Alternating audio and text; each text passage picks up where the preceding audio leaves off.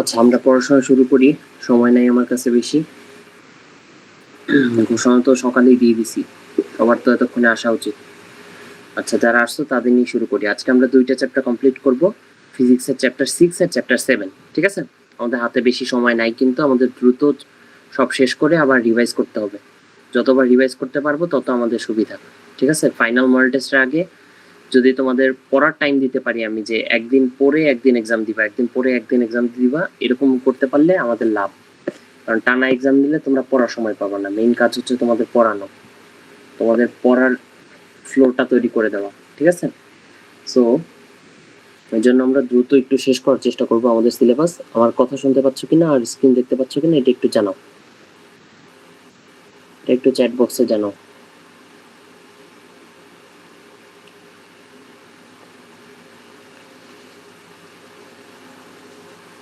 আরাফাত, দীপ্ত, জাবের, সাদ, রেমাল, নাহিদ, মুনির সবাই আসছো। ওকে, তোমরা রেগুলার থাকো। সো তোমরা যখন চলে আসছো তাহলে আমি শুরু করি। আচ্ছা, সো প্রথমে আমরা পড়াবো হচ্ছে চ্যাপ্টার 6। এই চ্যাপ্টার 6 এর মেইন যে জিনিসগুলো লাগবে, যে কনসেপ্টগুলো লাগবে, এগুলো তোমাদের জাস্ট রিভাইজ করা যাবে একবার। এরপর তোমরা টেস্ট পেপার থেকে সলভ করবা, যা যা পড়তে বলছি এই জিনিসগুলো পড়বা, তাইলেই পুরো জিনিসটা শেষ, কভার করা কমপ্লিট। ঠিক আছে, আচ্ছা এখন আমরা এই চ্যাপ্টারের নাম হচ্ছে বস্তুর উপর তাপের প্রভাব। ঠিক আছে, একটা বস্তুর উপর যদি আমরা তাপ দিই, বস্তুটা হইতে পারে তরল, হইতে পারে কঠিন, হইতে পারে বায়বীয়। তাহলে এই বস্তুর উপর যখন আমি তাপ দিব, তখন বস্তুর মধ্যে কি কি চেঞ্জ আসবে? হইতে পারে বস্তুর মধ্যে কিছু অবস্থা চেঞ্জ আসবে, ভৌত ধর্মের কিছু চেঞ্জ আসবে, হইতে পারে অন্য কোনো প্রপার্টি আছে বস্তুর যার মধ্যে চেঞ্জ আসবে। এই চেঞ্জগুলো আমরা অ্যানালাইসিস করবো হচ্ছে এই চ্যাপ্টারে। ঠিক আছে, তাহলে মাত্র 2-3টা কনসেপ্ট আছে এই চ্যাপ্টারে যেটা পড়ার মতো, বাকি আর কিছুই তেমন নাই। এই 2-3টা কনসেপ্ট একটু ভালো করে বুঝলেই তোমার হয়ে গেল। ঠিক আছে, তাহলে আমি বলে দিব যে কি কি এই চ্যাপ্টারে মেনলি পড়া লাগবে। দেখো, প্রথমে আমি একটা লিস্ট করে রাখছি যে এখানে কিছু ডেফিনেশন আছে, যে ডেফিনেশনগুলো তোমার জানা লাগবে। ঠিক আছে,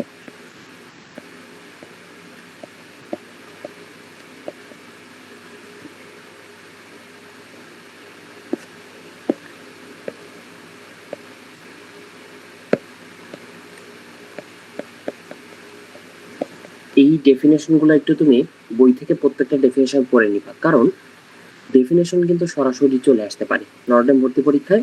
বইয়ের মধ্যে থেকে সরাসরি ডেফিনেট মানে একটা ডেফিনেশন চলে আসতে পারে। ঠিক আছে,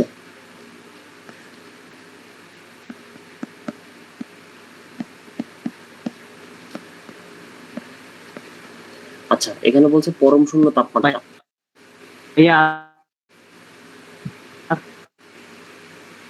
শুনতে পাচ্ছি না তোমার কথা, চ্যাট বক্সে অধ্যায় শেষ করে দিবেন? জি, চ্যাট বক্সে বলো, কথা শুনতে পাচ্ছি না, নেট অত ভালো না। হ্যাঁ, 2টা চ্যাপ্টার শেষ করে দিব।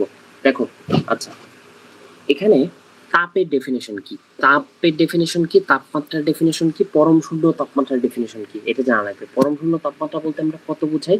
আমরা বোঝাই হচ্ছে -273.15 ডিগ্রি সেন্টিগ্রেড অথবা 0 কেলভিন, অথবা 0 কেলভিন। এটা কিন্তু একটা নির্দিষ্ট চাপে, ওই চাপটা কত এটা মনে রাখবা। ঠিক আছে, ওই চাপটা কত এটা মুখস্থ করবা। তারপরে অভ্যন্তরীণ শক্তি কাকে বলে, তারপর তাপমাত্রিক ধর্ম কাকে বলে, আর আপেক্ষিক তাপ কাকে বলে। ঠিক আছে, আপেক্ষিক তাপ কাকে বলে? আপেক্ষিক তাপের একক লাগবে, মাত্রা লাগবে, একক লাগবে, মাত্রা লাগবে। ঠিক আছে, আচ্ছা এই কয়েকটা ডেফিনেশন তোমাদের একটু কষ্ট করে মুখস্থ করা লাগবে। এর মধ্যে কোনো ডেফিনেশন যদি তুমি বইয়ের মধ্যে খুঁজে না পাও, তাহলে গ্রুপে একটা মেসেজ দিও যে ভাই এর মধ্যে একটা ডেফিনেশন আমি বই থেকে খুঁজে পাই না। আমি সরাসরি প্রত্যেকটা ডেফিনেশন তোমাদের এখানে লিখে দিতে পারতাম, কিন্তু লিখে দিলে কি হইতো, আমি তো বই খুঁজে, আমার বই খোঁজা হইতো, আমার লেখা হইতো, কিন্তু তোমার বই খোঁজা হইতো না, তোমার লেখা হইতো না, তোমার তোলা হইতো না খাতায়। ঠিক আছে, তাহলে এই জিনিস করলে কিন্তু তোমার রিভিশন হবে না, রিভিশন হবে আমার। আমার রিভিশন করে লাভ আছে বলো? আমি এসএসসি পরীক্ষা দিছি 5 বছর আগে, এখন আমি যদি রিভিশন করি বই 10-12, আমার কোনো লাভ হবে? আমি যে 1222 পাইছিলাম, ওই 1222 থেকে 1 মার্কও কি পারবে না, বুঝছো? সো তোমার রিভিশন করতে হবে, তোমার এই ডেফিনেশন গুলা খুঁজে নোট করতে হবে, তাহলে তোমার লাভ হবে। ঠিক আছে, তাহলে এই জিনিসটা একটু মনে রাখো। এইটুকু মনে রাখলে এখন আমরা মেইন কনসেপ্টে শুরু করব। স্ক্রিন দেখতে পাচ্ছ না মানে তোমার বের হয়ে আবার ঢুকতে হবে, ঠিক আছে? যদি স্ক্রিন বা সাউন্ডের সমস্যা হয় তাহলে আমি বুঝতে পারবো, কারণ আমি আরো কয়েকটা ডিভাইস থেকে লগ ইন থেকে চেক করি যে সব দেখা যাচ্ছে কিনা, বুঝছো? সো কারো যদি স্পেসিফিক সমস্যা হয় সে বের হয়ে আবার আসবা, তখন দেখবা যে ঠিক হয়ে গেছে। অথবা অনেকের হইতে পারে যে আপডেট করা নাই গুগল মিট, আপডেট করে নিবা, ঠিক আছে? আচ্ছা, এখন খুব খেয়াল করে দেখো, একদম ঠান্ডা মাথায় খেয়াল করে তুমি জাস্ট দেখতে থাকো, এটুকু তোমার কাজ, ঠিক আছে? ধরো এই চ্যাপ্টারের নাম কি? এই চ্যাপ্টারের নাম হচ্ছে বস্তুর উপর তাপের প্রভাব।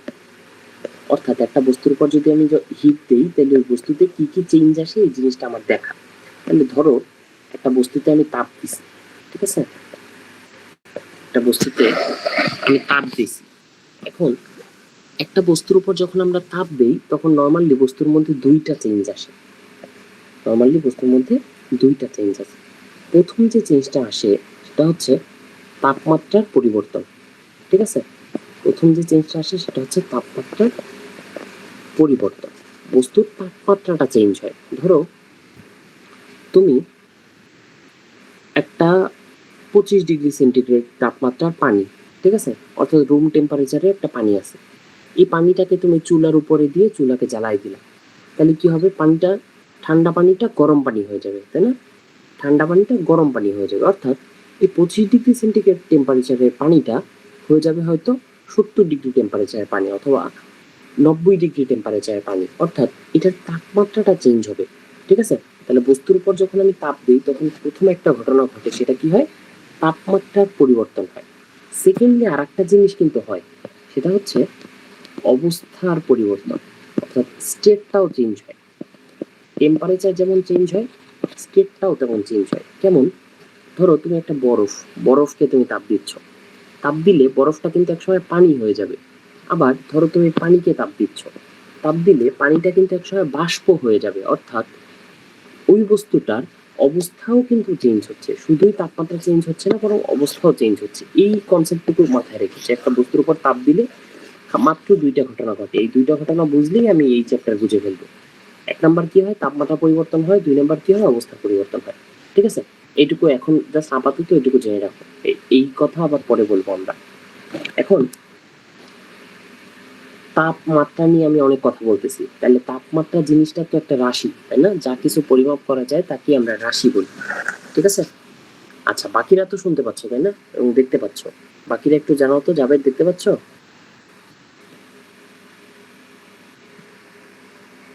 বাকিরা কি শুনতে এবং দেখতে পাচ্ছ? জি ভাইয়া, শুনতে পাচ্ছি। ওকে, ঠিক আছে। দেখো, এখন তাপমাত্রা একটা রাশি, কারণ যা পরিমাপ করা যায় তাকে আমরা রাশি বলি। তাইলে এই রাশিটাকে আমরা কিভাবে পরিমাপ করব? কোনো কিছু যদি আমি মাপতে চাই, আমি কি দিয়ে মাপি? স্কেল দিয়ে মাপি, তাই না? তাহলে তাপমাত্রা মাপতেও আমাদের স্কেল দরকার হয়, ঠিক আছে? এখন তাপমাত্রার বিভিন্ন স্কেল কিভাবে পরিমাপ করে এটার জন্য একটা কমন সূত্র আছে, যে সূত্র থেকে সব সূত্র ডিরাইভ করা যায়। সেই কমন সূত্রটা কি? কমন সূত্রটা হচ্ছে x minus x ice divided by x steam minus x ice, বুঝছো? এটা ইকুয়ালস টু হবে যে কোনো কিছু, অর্থাৎ এই জিনিসটা হচ্ছে কনস্ট্যান্ট। তো এটা ইকুয়ালস আমি লিখতে পারি T minus T ice divided by T steam minus T ice. এখন এইটা দিয়ে কি লিখছি অনেকে না বুঝতে পারো, আমি একটু বুঝাই দিই। যে এক্স মানে হচ্ছে কোনো একটা স্কেলে তাপমাত্রা, টি মানে হচ্ছে কোনো একটা স্কেলে তাপমাত্রা, আইস মানে হচ্ছে ওই স্কেলে বরফ বিন্দু, মানে ওই স্কেলে কত তাপমাত্রায় পানি বরফ হয়, ওই স্কেলে কত তাপমাত্রায় পানি বরফ হয়, এটাকে আমরা বলি না বরফ বিন্দু বা আইস পয়েন্ট। এটা হচ্ছে সেই আইস পয়েন্ট। আর স্টিম পয়েন্ট কি? এটাও সেই আইস পয়েন্ট, এটাও সেই আইস পয়েন্ট, এটাও সেই আইস পয়েন্ট, এটাও সেই আইস পয়েন্ট। আর স্টিম পয়েন্ট কি? এটা হচ্ছে বাষ্পবিন্দু, অর্থাৎ ওই স্কেলে কোন তাপমাত্রায় পানি বাষ্প হয়, ওই স্কেলে কোন তাপমাত্রায় পানি বাষ্প হয়, ঠিক আছে? এই জিনিসটা অলওয়েজ কনস্ট্যান্ট থাকবে, অর্থাৎ নিচে এই পার্থক্যটা বাষ্পবিন্দু এবং বরফবিন্দুর পার্থক্য, বাষ্পবিন্দু এবং বরফবিন্দুর পার্থক্য, এটা হবে ওই স্কেলে কোনো একটা তাপমাত্রা বিয়োগ ওই স্কেলের আইস পয়েন্ট, এটার বিয়োগ ফলে বিয়োগফল, এটা অলওয়েজ কনস্ট্যান্ট থাকবে। এখন ধরো আমরা নর্মালি তিনটা আমাদের ট্রেডিশনাল স্কেল আছে যেটা আমরা নর্মালি ব্যবহার করি, ঠিক আছে? তিনটা আমাদের ট্রেডিশনাল স্কেল আছে, সেই স্কেলগুলো সম্পর্কে আমরা আগে জানি, তারপরে আমরা যে স্কেল ট্রেডিশনাল না বা যে স্কেলের মধ্যে ভুল আছে বা অন্য কোনো নতুন স্কেল আমরা বানাই ওইগুলো নিয়ে আমরা পরে শিখবো, ঠিক আছে? তাহলে প্রথম যে স্কেলটা আমাদের আছে সেটা হচ্ছে সেন্টিগ্রেড স্কেল বা সেলসিয়াস স্কেল। এটা খুব কমনলি একটা প্রচলিত স্কেল। এই স্কেলটা হচ্ছে 0 থেকে 100 পর্যন্ত। এই স্কেলে 0 ডিগ্রিতে পানি বরফ হয় আর 100 ডিগ্রিতে পানি বাষ্প হয়।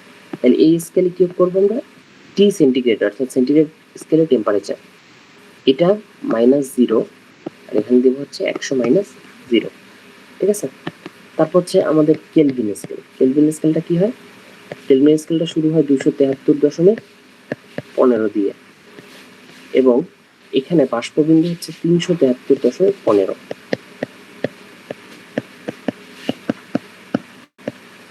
আর একটা স্কেল কি আছে, ফারেনহাইট স্কেল। এটা তোমরা জানো 32-এ শুরু হয় 212-তে শেষ হয়, ঠিক আছে? তাহলে এইটা এরপরে যদি আমরা কাটাকাটি করি সবকিছু, তখন আসবে কি TC/5 equals to TK - 273.15/5 equals to আসবে TF অর্থাৎ ফাইনাইট স্কেল তাপমাত্রা -32/9। এই যে সম্পর্কটা আছে না, এই সম্পর্কটা দিয়ে ম্যাথ আসার পসিবিলিটি অনেক বেশি এই চ্যাপ্টারে, ঠিক আছে? এই সম্পর্ক দিয়ে ম্যাথ আসতে পারে এবং কোন ম্যাথগুলো আসবে, যেগুলো তোমার বইয়ের মধ্যে কনসেপ্ট দিয়ে পারা যায় এরকম ম্যাথই আসবে, এর বাইরে কোনো ম্যাথ আসবে না। বইয়ের কনসেপ্ট দিয়ে পারা যায় এরকম ছোট্ট ম্যাথ। যদি আরেকবার বলতেন একটু। দেখো আবার বলি, সেটা হচ্ছে আমরা কি করছি যে কোনো একটা স্কেলের সাথে অন্য একটা স্কেলের সম্পর্ক, এটা আমরা করতেছি। কিভাবে সম্পর্কটা আমরা বের করি, একটা কমন সূত্র দিয়ে আমরা বের করি, ঠিক আছে? একটা কমন ল দিয়ে আমরা বের করি। সেই লটা কি, যে কোনো একটা স্কেলে তাপমাত্রা মাইনাস ওই স্কেলের বরফ বিন্দু ডিভাইডেড বাই ওই স্কেলে বাষ্প এবং বরফ বিন্দুর পার্থক্য, এই জিনিসটা সবসময় কনস্ট্যান্ট হয়। এই জিনিসটা সবসময় কনস্ট্যান্ট হয় বা ধ্রুবক থাকে, ঠিক আছে? তাইলে যে কোনো দুইটা স্কেলকে, পৃথিবীর মধ্যে যত স্কেল আছে সব স্কেলকে আমরা এই সূত্রের মধ্যে ফেলায় ইকুয়ালস টু লিখে যাইতে পারবো, ঠিক আছে? তাহলে আমাদের কমন তিনটা যে স্কেল আছে, যে আমাদের সেন্টিগ্রেড স্কেল, কেলভিন স্কেল এবং ফারেনহাইট স্কেল, এই তিনটা স্কেলকে আমরা এই সেম সূত্রের মধ্যে ফেলায় একটা কমন সূত্র বানাইছি, যেটা আমরা পরবর্তীতে ইউজ করব, ঠিক আছে? তোমাদের বইয়ের মধ্যে তিনটা উদাহরণ আছে, উদাহরণগুলো এতই গুরুত্বপূর্ণ যে এখানে আমি আবার আলাদা করে লিখে দেখাইছি যে কোন তাপমাত্রায় সেলসিয়াস এবং ফারেনহাইট স্কেল সমান, এটা লাগবে। তাহলে সেলসিয়াস স্কেল ফারেনহাইট স্কেলের সমান হবে এই সূত্রে, জাস্ট এইটা এবং এইটা, এই দুইটা ইকুয়ালস টু লিখে আমরা সূত্রে মান বসায় বের করে ফেলতে পারবো।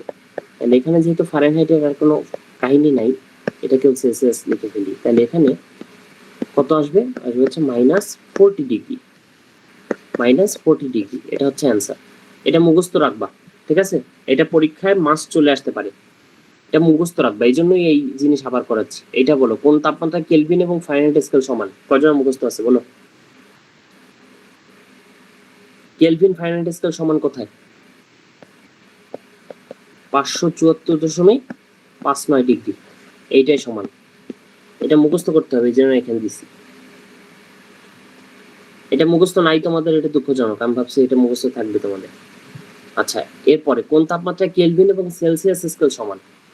এটা হচ্ছে নেভার, ঠিক আছে? নেভার, কখনোই কেলভিন এবং সেলসিয়াস স্কেল সমান হয় না। আচ্ছা, এই হচ্ছে তিনটা জিনিস যা তোমাদের মুখস্থ রাখা লাগবে। বইয়ের উদাহরণের ম্যাথ, বইয়ের মধ্যে দেওয়া আছে এক্সারসাইজের ম্যাথ, তোমাদের মুখস্থ রাখা লাগবে, ঠিক আছে? এখন দেখো আমরা যে এই থিওরিটা শিখলাম, এই থিওরিটা আমাদের কোন কাজে লাগবে, এরকম একটা ম্যাথ করাই যেটা এই থিওরিটা তুমি কাজে লাগাইতে পারবা। দেখো এখানে বলছে রেনোর স্কেল। রেনোর স্কেল কি? এইটা একটা স্কেল যেটা আমরা নাম শুনি নাই, হয়তো তোমরা হয়তো অনেকেই শুনো নাই, কেউই হয়তো শুনো নাই রেনোর স্কেলের নাম। এটা একটা স্কেল আছে, রেনোর স্কেল বলতে একটা স্কেল আছে। এই স্কেলে পানি বরফে পরিণত হয় 4 ডিগ্রি রেনোতে এবং বাষ্পে পরিণত হয় 80 ডিগ্রি রেনোতে। 34 ডিগ্রি সেন্টিগ্রেড তাপমাত্রা রেনোর স্কেলে মাপলে কত হবে, এটা জিজ্ঞেস করছে, ঠিক আছে? 34 ডিগ্রি সেন্টিগ্রেড তাপমাত্রা রেনোর স্কেলে মাপলে কত হবে? তাহলে আমরা জানি যে কোনো দুইটা স্কেলের মধ্যে আমরা সম্পর্ক কেমনে প্রতিপাদন করি, এইটা দিয়ে, কই গেল, এইটা দিয়ে, ঠিক আছে। তাহলে এই জিনিসটাকে আমি একটু কপি করে নিয়ে যাই ওইখানে,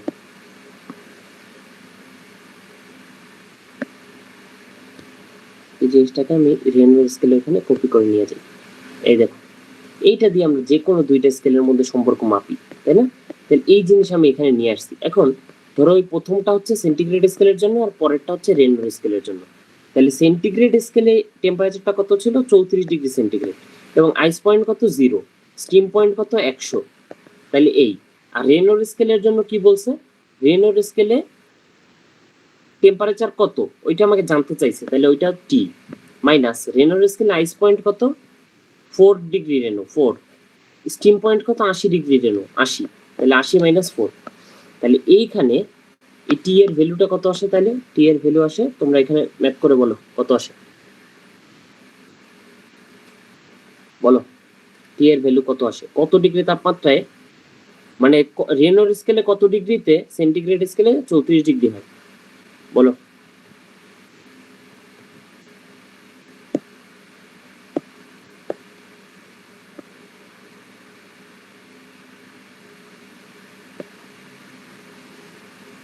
বলো বলো, ক্যালকুলেটর নিয়ে বসো না, এই জিনিস করতে এত টাইম লাগে নাকি? ভাইয়া 227.52। না, এত হওয়ার তো কথা না, এত হয়েছে, কারণ আমি ক্যালকুলেটরে নিজে একটু করে দিই।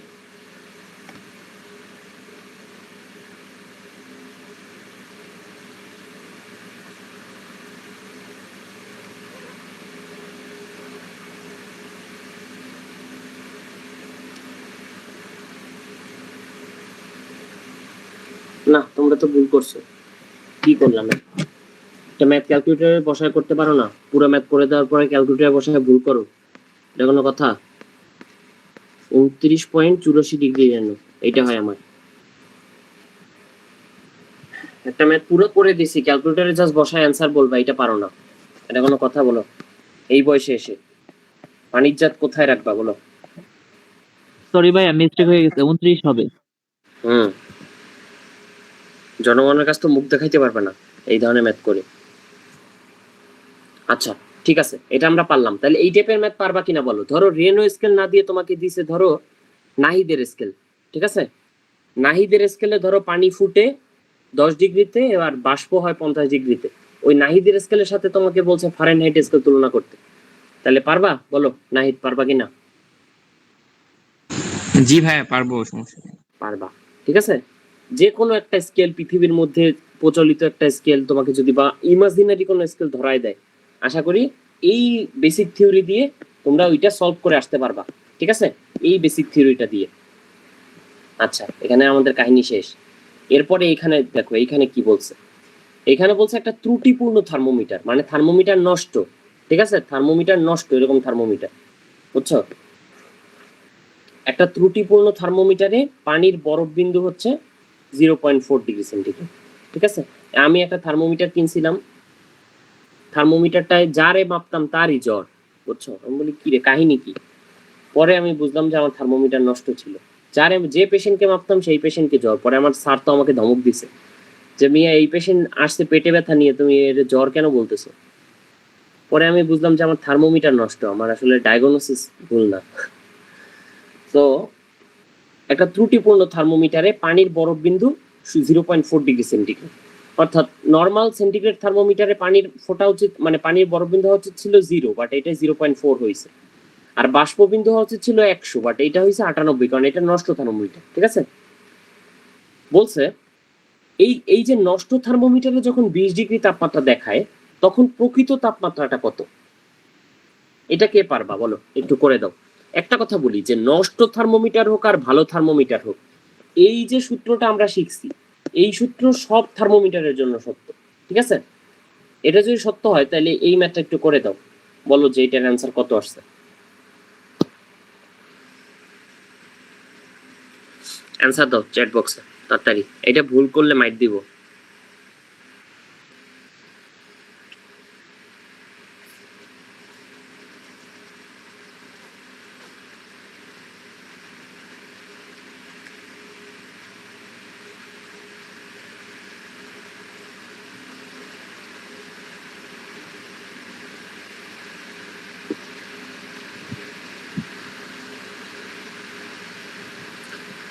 তাতাই টাইম নেই, এত টাইম লাগে নাকি?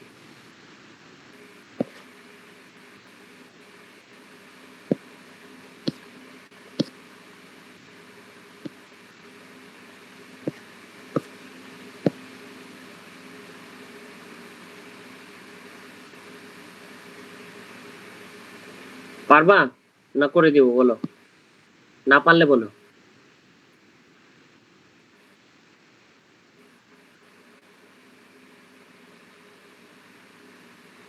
পারবা না? এটা একদম আগেরটার মতো, এটা পারবা না?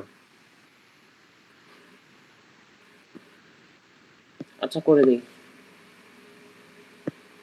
না বুঝলে বলবা, ঠিক আছে? কোনো ম্যাথ না বুঝলে বলবা, এটা পারা উচিত ছিল, কারণ এটা আগেরটার মতোই। তাহলে এই সেম সূত্র, আমাদের সেম সূত্র হইলে ত্রুটিপূর্ণ থার্মোমিটার জন্য আমরা কি করব, যে 20 ডিগ্রি দেখাইছে এখানে, আর এটার ক্ষেত্রে আইস পয়েন্ট কত, 0.4, এটার ক্ষেত্রে স্টিম পয়েন্ট কত, 98 মাইনাস 0.4, শেষ। আর এই সাইডে আমরা লিখবো কি, এই সাইডে তো আমাদের ভালো থার্মোমিটার, ভালো থার্মোমিটারের টেম্পারেচার কত আমি জানি না, ভালো থার্মোমিটারের আইস পয়েন্ট 0 আর স্টিম পয়েন্ট 100, ঠিক আছে? এই হচ্ছে আমার কাহিনী। তাহলে টি কত আসে? টি আসবে হচ্ছে ভাইয়া 26.33। 20.08 ডিগ্রি আসে আমার। দাঁড়াও আর একবার করে দেখি। হ্যাঁ ভাইয়া 20.08 অন। হ্যাঁ 08, এইটা আসে অ্যান্সার। তোমরা ক্যালকুলেশন কেন ভুল করো বলো তো? ক্যালকুলেশন ভুল করা কিন্তু খুবই বাজে ইন্ডিকেশন। তুমি সব পারো, কিন্তু তুমি ক্যালকুলেশন ভুল করে আসছো মানে তোমার পরীক্ষক বুঝবে না যে তুমি কি আদৌ কিছু পারো। এখন যদি তোমার ক্যালকুলেটর মিস্টেক হয়, তাহলে দুইটা কারণ হইতে পারে। এক হচ্ছে তুমি ভাত খাও নাই, দুই হচ্ছে তুমি ঘুমাও নাই। ঘুমাইতে হবে এবং ভাত খাইতে হবে, ঠিক আছে? তাহলে ক্যালকুলেশন ভুল হবে না। আচ্ছা, তাহলে এই হচ্ছে আমার কাহিনী। সবচেয়ে কঠিন দুইটা ম্যাথ করাইছি এই টাইপ দিয়ে। এই টাইপের ম্যাথ আসলে ইন্টারমিডিয়েটের ম্যাথ। এই জিনিস যদি তুমি বুঝো কেন এত কঠিন ম্যাথ করাইছি, কারণ এই জিনিস যদি তুমি বুঝো, তাহলে এই টাইপের অন্য কোনো ম্যাথ তোমার আর কোনো ঝামেলা হওয়ার কথা না, ঠিক আছে? এখন আমাকে বলো, কে বুঝো নাই? জাবের কি বুঝছো? লাবির কি বুঝছো? বলো। বুঝছো? ওকে, ঠিক আছে। ওকে, এবার আমরা পরের টাইপটায় চলে যাই। এখানে কি বলছে দেখি। পদার্থের তাপীয় প্রসারণ নিয়ে আমরা কথাবার্তা বলবো, ঠিক আছে? দাঁড়াও, ভাইয়া আমার আনসার তো ঠিক আসে নাই। জি, আমার আনসার তো ঠিক আসে নাই, আরেকবার একটু দেখায় দেন তো। এই দেখো, ক্যালকুলেশন করবা, জাস্ট সূত্রের মধ্যে মান বসাইছি, এটার মধ্যে কোনো এমন কিছু নাই যে নতুন করে বুঝে বসাবা। এই সূত্র, এই হচ্ছে আমার সূত্র, এই সূত্রের মধ্যে এই মান বসাইছি, মান বসায় ডিরেক্ট অ্যান্সার চলে আসছে। বলো, কোন লাইন আছে যেটা বুঝো নাই? না ভাইয়া, প্রবলেম নেই। ওকে, ঠিক আছে। এবার দেখো, পদার্থের তাপীয় প্রসারণ আমরা বুঝবো, ঠিক আছে? এইটা একটা তোমাদের বই একটা চ্যাপ্টার, এই মানে একটা টপিক, যে টপিকটা হালকা একটু কঠিন। কেন কঠিন? সূত্রগুলো একটু দেখতে বিদঘুটে। এমনি জিনিস কিন্তু কঠিন না, জিনিস কিন্তু সহজ, ঠিক আছে? তাপীয় প্রসারণ বলতে আসলে বুঝায়, যে জিনিসটা বুঝায় এটা হচ্ছে, এই যে জিনিসটা বুঝায় এটা বোঝাটা একটু কঠিন, কারণ এটা আমরা বাস্তব জীবনে একটু কম উপলব্ধি করতে পারি, বুঝছো? তাপ দিলে পদার্থের তাপমাত্রা বাড়ে, এই জিনিস আমরা আগে উপলব্ধি করতে পারি, বা তাপ দিলে পদার্থ প্রসারিত হয়, এটা একটু কম উপলব্ধি করতে পারি। পারি না এমন না, বাট কম পারি।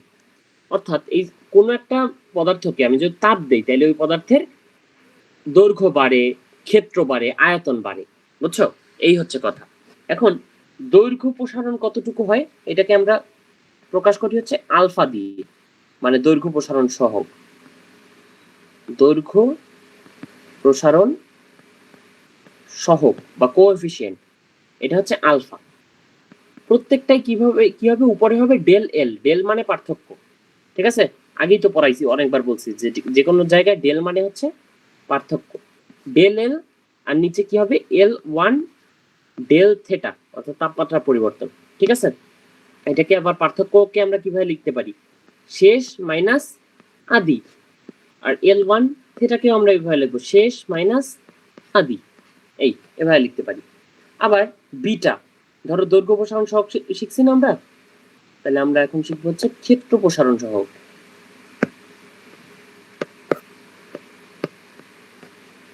আমরা শিখবো হচ্ছে ক্ষেত্র প্রসারণ সহগ, এটাকে আমরা বলি বিটা। ঠিক আছে, একদম সেম কথা, এটা হচ্ছে আয়তনের জন্য, এটা দৈর্ঘ্যের জন্য, এটা হচ্ছে এটা হচ্ছে ক্ষেত্রের জন্য। তাহলে ক্ষেত্রফলকে আমরা এ দিয়ে প্রকাশ করি, এ ফর এরিয়া, তাহলে এটা হবে a1 del theta, a1 del theta. এটার ক্ষেত্রে ওই সেম, ভাঙায় আর না দেখাইলাম। এরপরে কি আয়তন প্রসারণ সহগ, আয়তন প্রসারণ সহগ, আলফা বিটার পরে কি আসে, গামা। এটাকে আমরা same V for volume, so v1 del theta. এই হচ্ছে আমার তিনটা সূত্র।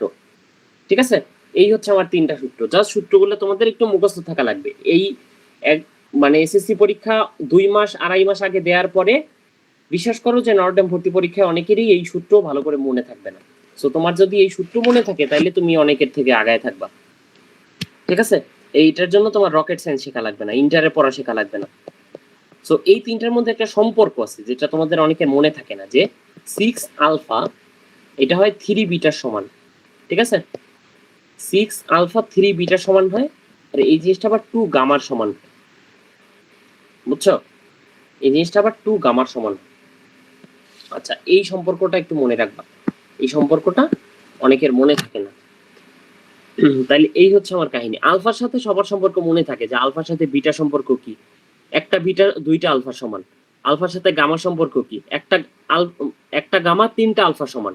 বাট বিটা আর গামার যে সম্পর্কটা এটা অনেকের মনে থাকে না, বিটা আর গামারটা। সো এইটা একটু মাথায় রাখবা ভালো করে। ঠিক আছে, তাইলেই হয়ে গেল।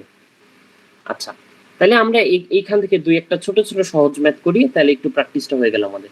এটা দেখো, বলছে যে 20 ডিগ্রি তাপমাত্রায় ইস্পাতের তারের দৈর্ঘ্য 100 মিটার, 50 ডিগ্রি সেন্টিগ্রেড তাপমাত্রায় এর দৈর্ঘ্য 100.033 মিটার। আয়তন প্রসারণ সহগ জানতে চাইছে। ঠিক আছে, অর্থাৎ টেম্পারেচার যখন 20 থাকে তখন দৈর্ঘ্য থাকে 100 মিটার। টেম্পারেচার যখন আমি বাড়াইছি তখন দৈর্ঘ্যটাও একটু বাড়ছে, কারণ এইটাই তো নিয়ম ফিজিক্সের, যে তাপ দিলে পদার্থের একটু প্রসারণ হয়। কি প্রসারণ হয়েছে, দৈর্ঘ্য প্রসারণ হয়েছে, লেন্থ প্রসারণ হয়েছে। ঠিক আছে, তাহলে সহগটা কোএফিসিয়েন্টটা জানতে চাইছে।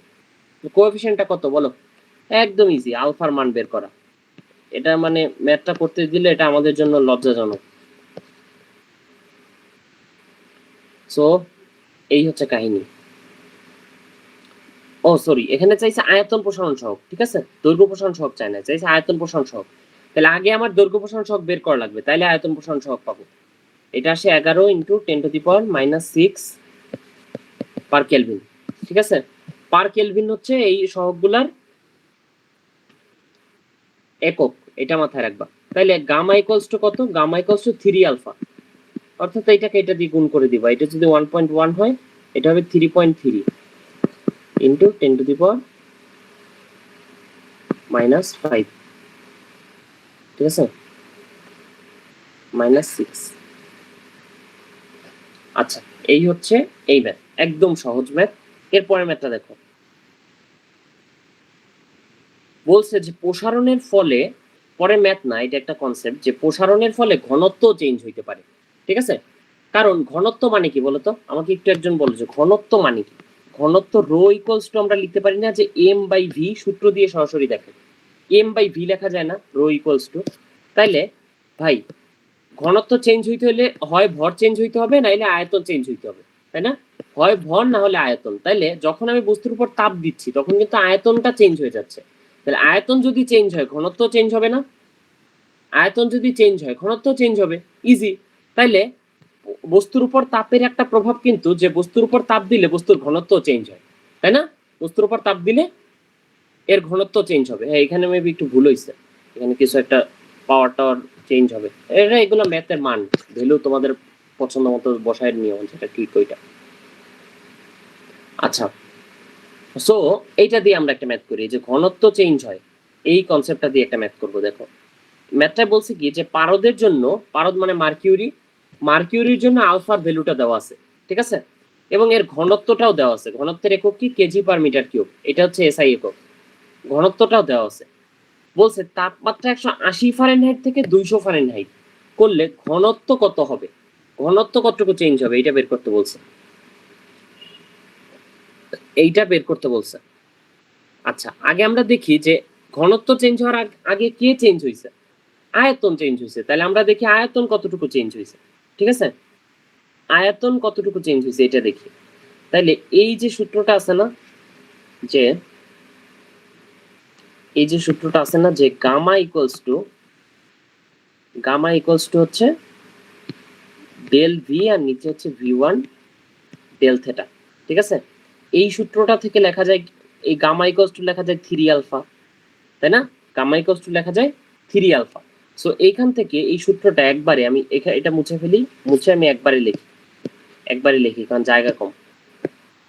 এবং পরীক্ষার হলেও তোমার যদি বড় করে লিখতে দেয় এরকম এইসব জিনিস একবারই লিখতে হবে, যে V2 equals to V1 plus 3 alpha V1 del theta.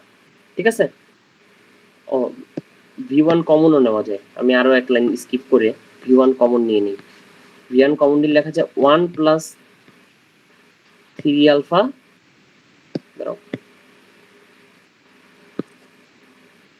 1 plus 3 alpha del theta.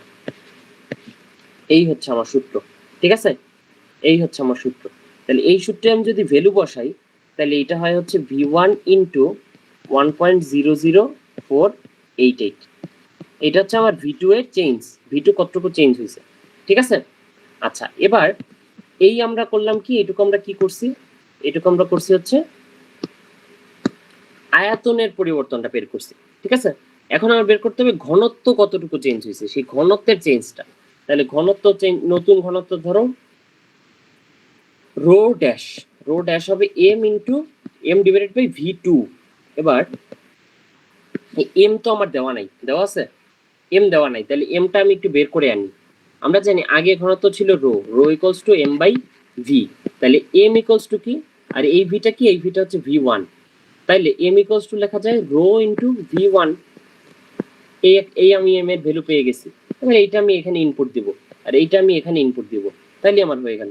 তাহলে উপরে পাইলাম রো ইন্টু V1 আর নিচে পাইলাম V1 ইন্টু 1.00488। এবার এই V1 আর এই V1 কাটাকাটি, আর রো এর মান উপরে দেওয়াই আছে ম্যাথের মধ্যে, এই দেখো রো এর মান, এই রো এর মান দেওয়া আছে। তাহলে আমি বের করে ফেলবো, এখানে ভ্যালুগুলো বসাইলে আমার মানটা বের হয়ে যাবে। ঠিক আছে, এখানে ভ্যালুগুলো বসাইলে আমার রো ড্যাশের মানটা বের হয়ে যাবে এবং সেই মানটাই হচ্ছে আমার অ্যান্সার। এই ম্যাথটা কে বুঝো না বলো?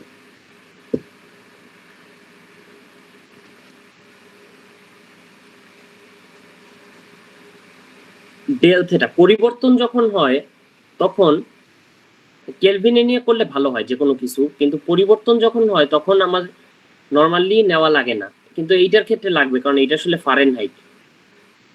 এটা তোমরা নরমালি আমরা একটা ফ্যাক্টর দিয়ে গুণ করে করি 1.8, কিন্তু তোমাদের ওই কাহিনী লাগবে না, তোমরা বুঝবা না, তোমরা কেলভিনে নিয়ে কইরো। ঠিক আছে, তোমরা কেলভিনে নিয়ে কইরো, এটাই তোমাদের জন্য সহজ। আমরা নরমালি 1.8 একটা ফ্যাক্টর দিয়ে গুণ করে তারপর করে ফেলি, লাগবে না তোমাদের। আচ্ছা, তাহলে আশা করি এই ম্যাথটা সবাই বুঝছো। কেউ আসো যে এই ম্যাথটা বুঝো নাই? এটা কিন্তু একটু ক্রিটিক্যাল ম্যাথ ছিল, হালকা একটু চিন্তা করার মতো একটা ম্যাথ ছিল। এটা সবাই বুঝছো বলো?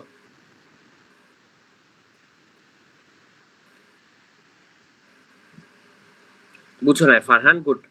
আর কে বুঝো নাই বলো? আচ্ছা, ফারহান বুঝো নাই, ওকে, এটা বুঝবা না, এটাই চাচ্ছিলাম আমি। এটা দেখো আবার আমি প্রথম থেকে করাই। এখানে বলছে কি যে একটা পদার্থ মার্কারি, এই মার্কারির আলফার মানটা দেওয়া আছে। ঠিক আছে, আলফার মানটা দেওয়া আছে আর ঘনত্বটা দেওয়া আছে। এর আগে আমি বলছি যে বস্তুর উপর তাপ দিলে তার ঘনত্ব চেঞ্জ হয়। কেন চেঞ্জ হয়? কারণ এর ভলিউম চেঞ্জ হয়। ঘনত্ব দুইটা জিনিসের উপর ডিপেন্ড করে, ভর আর ভলিউম। তাহলে ভলিউম যেহেতু চেঞ্জ হইতেছে এই জন্য ঘনত্ব চেঞ্জ হইতেছে। ঠিক আছে, তাহলে এই বস্তুটার ঘনত্ব দেওয়া আছে। এখন বলছে কি যে এটা টেম্পারেচার চেঞ্জ করছি, কত চেঞ্জ করছি ডাজন্ট ম্যাটার, চেঞ্জ করছি। চেঞ্জ করলে ঘনত্ব কতটুকু চেঞ্জ হয় এটা আমাদের ক্যালকুলেট করতে বলছে। ঠিক আছে, ক্যালকুলেট করতে বলছে। তাইলে আমি প্রথমেই ওই যে আমি একটা সূত্র জানতাম, কি সূত্র জানতাম, যে আলফা ইকুয়ালস টু, সরি আমি জানতাম যে গামা ইকুয়ালস টু জানতাম হচ্ছে ডেল ভি আর নিচে হচ্ছে V1 ডেল থেটা এইটা, এবং এই গামার বদলে আমি লিখতে পারতাম 3 আলফা। এখন এই সূত্রটার বদলে আমি ডিরেক্ট এই সূত্রটা লিখছি, এই সূত্রটার বদলে আমি ডিরেক্ট এই সূত্রটা লিখছি। এটুকু বুঝছো সবাই? বলো ফারহান, এটুকু বুঝছো? সূত্র লেখা পর্যন্ত বুঝছো? আচ্ছা ওকে। এবার আমি কি করছি, এখানে এই আলফার ভ্যালু তো আমার দেওয়া আছে, ডেল থেটার ভ্যালু আমার দেওয়া আছে, এটা মিলাই আমি জাস্ট মানটা বসাইছি। তাহলে ভি টু এর মান আসছে হচ্ছে, আর ভি ওয়ান এর মান দেওয়া নাই, সো ভি ওয়ান অবস্থায় রেখে দিছি। তাহলে ভি টু এর মান আসছে এইটা, ঠিক আছে। এবার আমি ঘনত্বের পরিবর্তন লিখবো। তাহলে ঘনত্বের পরিবর্তন rho dash equals to M divided by V two. এই এবার এম এর ভ্যালুটা আমার দেওয়া নাই, সো এম এর ভ্যালুটা আমি বের করে আনছি এইখান থেকে। কেমনে বের করে আনছি? আগের rho equals to M divided by V one, অতএব এম এর ভ্যালু হচ্ছে এইটা আর এইটা গুণ রো ভি ওয়ান। এবার এইটা আমি এখানে বসাইছি, আর এইখানে তো আগেই ভি টু এর ভ্যালু পাইছিলাম, এইটা আমি এখানে বসাইছি। এবার এই দুইটা আমি এখানে বসাই দিছি, ভি ওয়ান কাটাকাটি গেছে, মানটা বের হয়ে আসছে। এবার বুঝছো ফারহান? বলো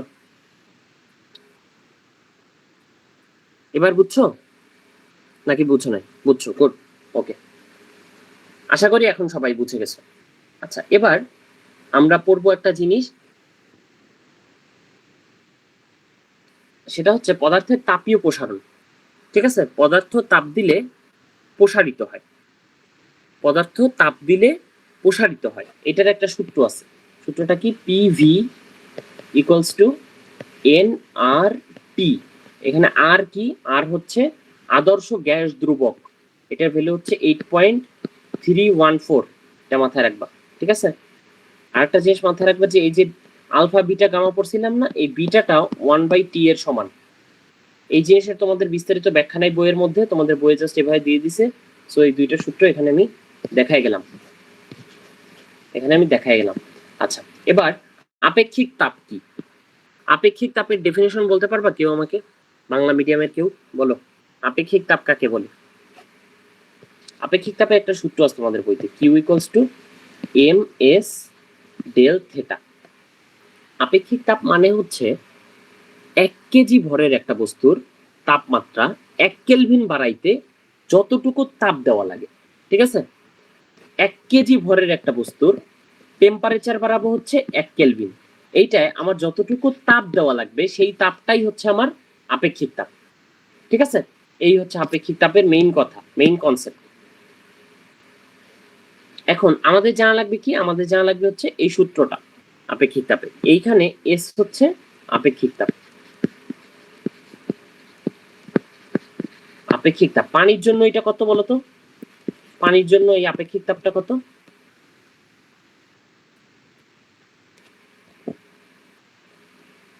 বলো, পানির আপেক্ষিক তাপ কত? 4200। 4200, ঠিক আছে, হ্যাঁ 4200 জুল, তাই না? 4200 জুল। এখন তোমাদের এখান থেকে একটা ম্যাথ আসে। কি ধরনের ম্যাথ আসে? যে বিভিন্ন ধরনের বিভিন্ন তাপের পদার্থ একসাথে মিশায়, মিশানোর পর বলে চূড়ান্ত তাপমাত্রা কত। ঠিক আছে, তোমাদের বইয়ের উদাহরণের মধ্যে অনেকগুলো এরকম ম্যাথ আছে না, যে চূড়ান্ত তাপমাত্রা কত। ও হ্যাঁ, এটার একক হচ্ছে joule per KG per kelvin, joule per KG per kelvin, এটা একক অনেক গুরুত্বপূর্ণ, ঠিক আছে। Joule per KG per kelvin মাথায় রাখবা। আচ্ছা, একটা ম্যাথ আসে কি, যে চূড়ান্ত তাপমাত্রা কত। এখন এটা তোমরা করো হচ্ছে ক্যালোরিমিতির মূলনীতি দিয়ে। ক্যালোরিমিতির মূলনীতি হচ্ছে গৃহীত তাপ ইকুয়ালস টু বর্জিত তাপ। এইটা দিয়ে তোমরা নর্মালি এই ম্যাথটা করো, যে চূড়ান্ত তাপমাত্রা কত। বাট এটার একটা শর্টকাট আছে, এই শর্টকাট আমার বানানো, আমি ইউজ করতাম, তোমাদের একটু দেখাই দেই। যে চূড়ান্ত তাপমাত্রার জন্য ধরো এই টি হচ্ছে আমার চূড়ান্ত তাপমাত্রা,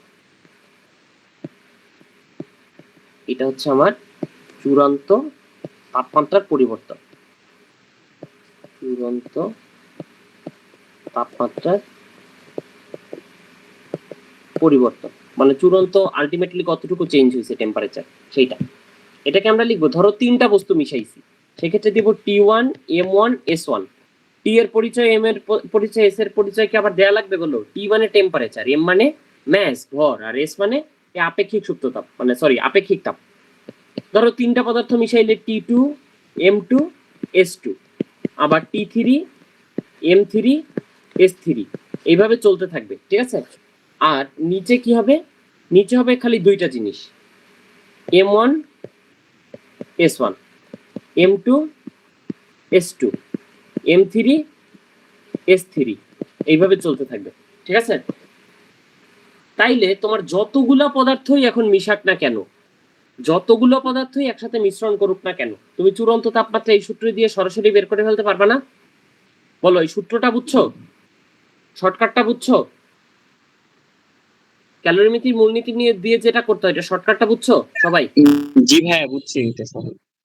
ওকে, বুঝলে এইটা একটু করো, এটা একটু করে দাও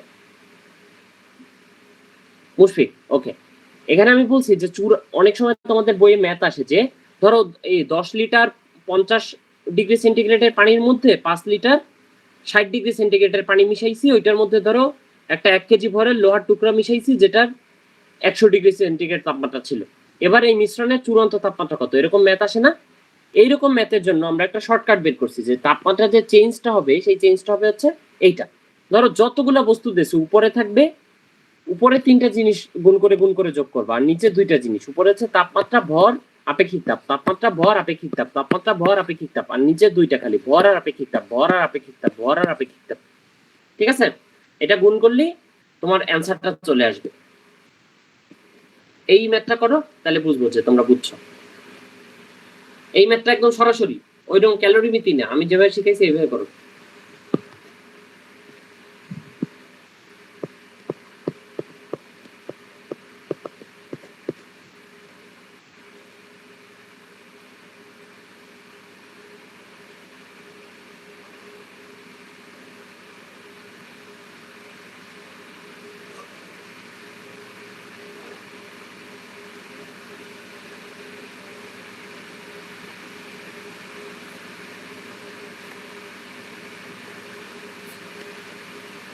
ক্যালকুলেটর ডিরেক্ট বসাবা, তোমাদের এত টাইম লাগে এইটা 10 সেকেন্ডে করার ম্যাথ।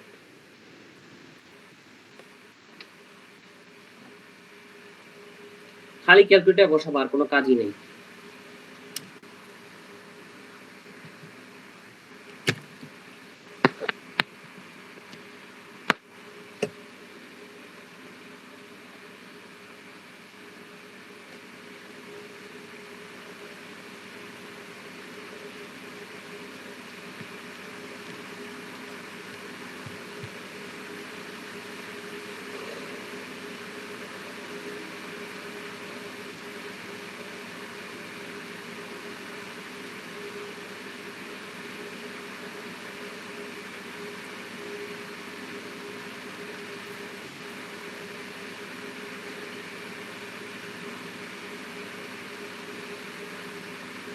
লাবির বলছো 67.05, কিসে, কেলভিনে না সেন্টিগ্রেডে না ফারেনহাইটে? একক নাই।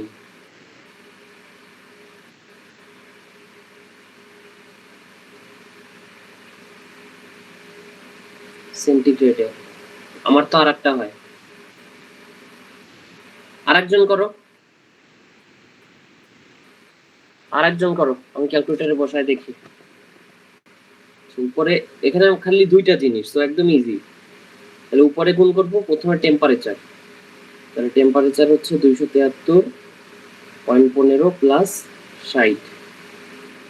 তারপরে গুণ করবো হচ্ছে ভর 5 লিটার, তারপরে গুণ করবো হচ্ছে আপেক্ষিক সুপ্ত তাপ 0.45 × 10⁻³ আচ্ছা, ভালো কথা। এটার সাথে আবার 3টা জিনিস গুণ করবো, কি কি? পানির ভর হচ্ছে 1, এটা আর গুণ করা লাগবে না। আপেক্ষিক সুপ্ত হচ্ছে 4.2 × 10⁻³ আর হচ্ছে টেম্পারেচার, টেম্পারেচার হচ্ছে 373.15। আর নিচে করব 2টা জিনিস, খালি ভর আর টেম্পারেচার, তাহলে 5 ইন্টু ভর আর আপেক্ষিক সুপ্ততা, তাহলে 5 ইন্টু 0.45 × 10⁻³ আর এখানে হচ্ছে 1 ইন্টু 4.2 × 10⁻³। আচ্ছা, আসছে যেটা, এটা সম্ভবত কেলভিনে আসছে। এটাকে হচ্ছে 273 দিয়ে বিয়োগ করলে কত আসে? 60.84 আসে আমার। ঠিক আছে, আমার টি ইকুয়ালস টু আসে হচ্ছে 60.83 ডিগ্রি সেন্টিগ্রেড, এরকম। এইটা অ্যান্সার। এটা কি সবার আসছে? ওকে, ইউসা যাও, প্যারা নেই।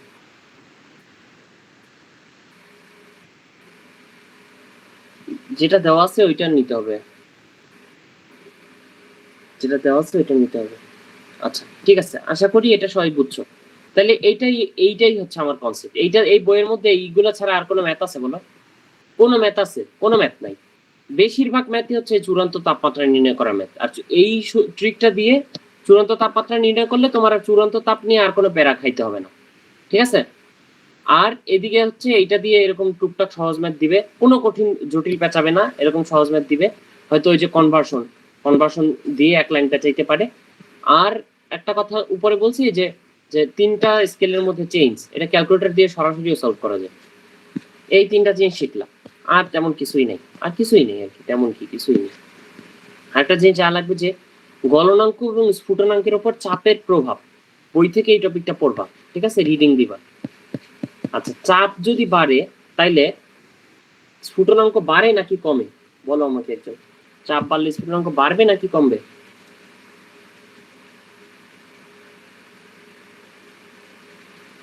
চাপ বাড়লে স্ফুটনাঙ্ক বাড়বে নাকি কমবে? কমবে, গুড। এই জন্য কিন্তু আমরা প্রেসার কুকার ইউজ করি। প্রেসার কুকার মানে কি?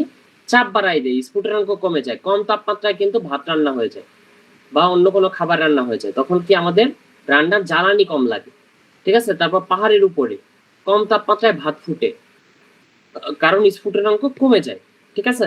তাহলে এইটুকু জানলেই হয়ে গেছে এই চ্যাপ্টার, আর কিচ্ছু নেই, আর কিচ্ছু নেই।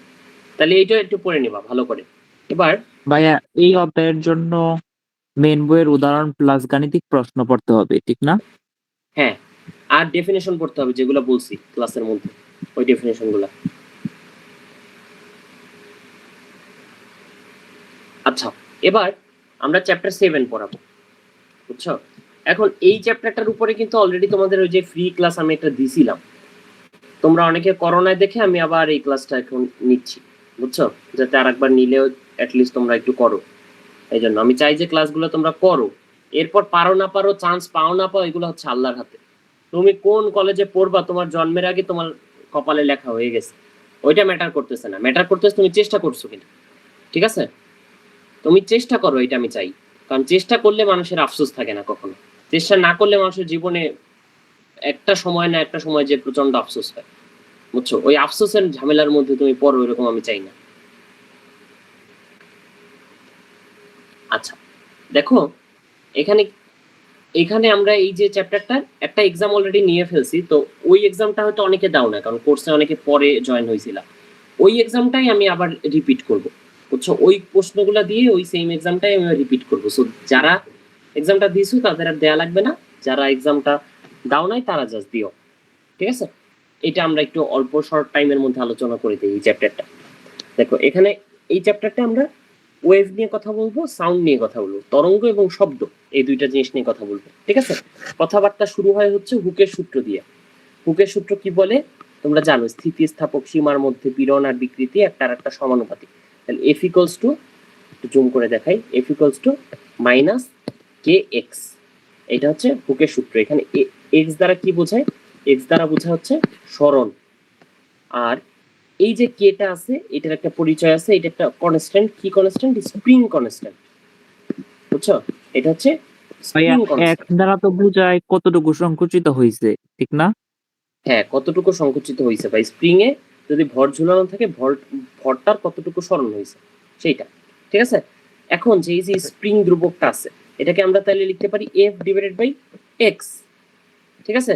F divided by x. এবং এই জিনিসটা যেহেতু ধনাত্মক, স্প্রিং ধ্রুবকটা যেহেতু অলওয়েজ ধনাত্মক সংখ্যা হয়, সো এটাকে আমরা একটা পরম মান দিয়ে প্রকাশ করতে পারি, ঠিক আছে? স্প্রিং ধ্রুবকের একক কি, এটা পরীক্ষায় আসার মতো একটা প্রশ্ন, নর্ডেম ভর্তি পরীক্ষা আসার মতো একটা প্রশ্ন, এবং সম্ভবত একবার আসছিল। এটা হচ্ছে নিউটন পার মিটার। আচ্ছা, এইটুকু যদি জানি তাহলে এই ম্যাথটা আমরা করতে পারবো। এই ম্যাথটা কি বলছে দেখো, কিছু বলে নাই, খালি একটা চিত্র দিয়ে দিছে। চিত্র দেখে আমরা একটা কথা বুঝতে পারি। কি বুঝতে পারি?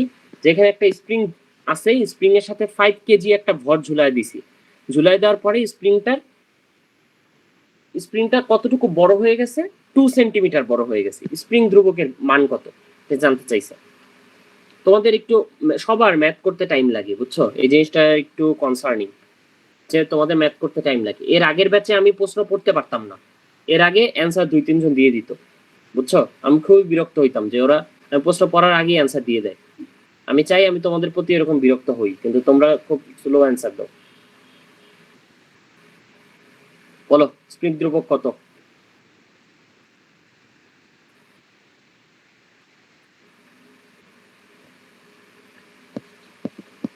k equals to f divided by x, তাহলে f কে লেখা যায় এখানে mg divided by x, ঠিক আছে? 2450।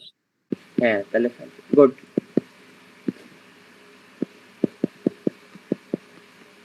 সো এটা হবে 2450 নিউটন পার মিটার।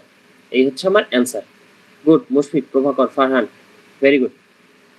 আচ্ছা, এবার এটা আমরা পারলাম। এবার কয়েকটা জিনিস আমাদের জানা লাগবে, কিছু রাশি সম্পর্কে আমাদের জানা লাগবে। দেখো, এই রাশিগুলোর প্রত্যেকটা তোমার ডেফিনেশন জানা লাগবে, রাশিটা কি এটা বোঝা লাগবে, ঠিক আছে? রাশিটা কি এটা বোঝা লাগবে। যদি তোমার এই রাশি কি এইটা বোঝার মানে আন্ডারস্ট্যান্ডিং এর সমস্যা থাকে, তাহলে এই চ্যাপ্টারের ডিটেল একটা ক্লাস তোমার করতে হবে, ঠিক আছে? এডমিশন কোর্সে আমি এই চ্যাপ্টারের ডিটেল তোমাকে কিন্তু পড়াবো না। তুমি কই থেকে ক্লাসটা করবা? তাইলে করবা হচ্ছে অন্যরকম পাঠশালার ভিডিও আছে। যদি কারো তোমাদের, আমার মনে হয় না যে তোমাদের এই যে কনসেপ্টগুলো বোঝায় কারো সমস্যা আছে, যদি থাকে তাহলে আমাকে একটু নক দিও যে ভাই এটা আমার বোঝায় সমস্যা আছে, আমি তোমাকে লেকচারটা লিঙ্ক দিয়ে দিব না। অন্যরকম পাঠশালার লেকচারের লিঙ্ক থেকে তুমি এইগুলা আস্তে আস্তে নিজের মতো করে বুঝবা যে তরঙ্গ কি।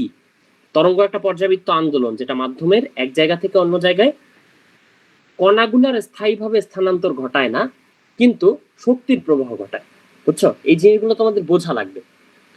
যদি বুঝো খুব ভালো কথা, আর কিছু তেমন খুব একটা লাগবে না। এই যে দোলনকাল কি, স্পেশালি দোলনকাল কি, এটা কিন্তু খুব গুরুত্বপূর্ণ একটা কথা, এবং এই জিনিস কিন্তু এনডিসি ভর্তি পরীক্ষা আসছে। দোলনকাল কি? দোলনকালকে আমরা টি দ্বারা প্রকাশ করি। একটা সম্পূর্ণ, একটা পূর্ণ স্পন্দন, একটা ফুল অসিলেশন হইতে যে টাইমটা লাগে এটা হচ্ছে দোলনকাল। আচ্ছা, এখন এখানে তিনটা কথা আমি লিখছি, দেখো। কম্পাঙ্ক, তরঙ্গ দৈর্ঘ্য, তরঙ্গ বেগ। একটা তরঙ্গের এই তিনটা বৈশিষ্ট্য থাকবেই, ঠিক আছে? একটা তরঙ্গের কম্পাঙ্ক থাকবে, তরঙ্গ দৈর্ঘ্য থাকবে, তরঙ্গ বেগ থাকবে। কিন্তু এর মধ্যে এই যে তরঙ্গ বেগটা দেখতেছো না, এটা কিন্তু মাধ্যম ডিপেন্ডেন্ট, অর্থাৎ এক এক মাধ্যমে তরঙ্গের বেগ এক এক রকম হয়, ঠিক আছে? শব্দের বেগ পানিতে যেমন হয়, বাতাসে কিন্তু তেমন হয় না, ভিন্ন হয়। শব্দের বেগ বাতাসে যেমন হয়, কঠিন পদার্থে কিন্তু সেম হয় না, ভিন্ন হয়। তোমাদের বইতে কয়েকটা মজার মজার ছোট বাচ্চাদের এক্সপেরিমেন্ট আছে।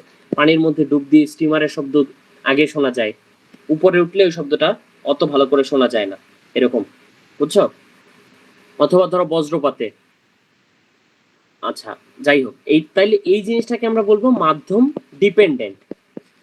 মাধ্যম ডিপেন্ডেন্ট, কারণ মাধ্যমের উপর তরঙ্গ বেগ নির্ভর করতেছে। তরঙ্গ দৈর্ঘ্য এটাও কিন্তু সেম, মাধ্যম চেঞ্জ হইলে তরঙ্গ দৈর্ঘ্য চেঞ্জ হয়ে যায়। তাহলে এই জিনিসটাকেও কিন্তু আমি বলতে পারি মাধ্যম ডিপেন্ডেন্ট। এই কনসেপ্ট কিন্তু তোমাদের বইতে নাই, কেউ পড়ায়ও না, কিন্তু এটা বোঝা কিন্তু অনেক জরুরি, অনেক জরুরি। তাহলে এই দুইটা কথা একটু ভালো করে মাথায় রাখো, যে তরঙ্গ দৈর্ঘ্য এবং তরঙ্গ বেগ দুইটাই মাধ্যম ডিপেন্ডেন্ট হইলেও কম্পাঙ্ক রাশিটা স্বাধীন, এটা মাধ্যমের উপর ডিপেন্ড করে না। মাধ্যম চেঞ্জ হইলেও কম্পাঙ্ক সেম থাকে। এই যে কথাটা বলছি না, এটা খুব দামি একটা কথা। জাফর ইকবাল স্যার তার বইতে এই কথা লিখতে পারে নাই, বুঝছো? সো তোমার এই কথা জিনিসটা বুঝতে হবে যে তরঙ্গ দৈর্ঘ্য এবং তরঙ্গ বেগ মাধ্যমের উপর ডিপেন্ড করলেও কম্পাঙ্ক কিন্তু মাধ্যমের উপর ডিপেন্ড করে না। তাহলে কনসেপ্টগুলো একটু বুঝাই তোমাদের, একটু হালকা একটু টাচ দিয়ে যাই। যে দোলনকাল,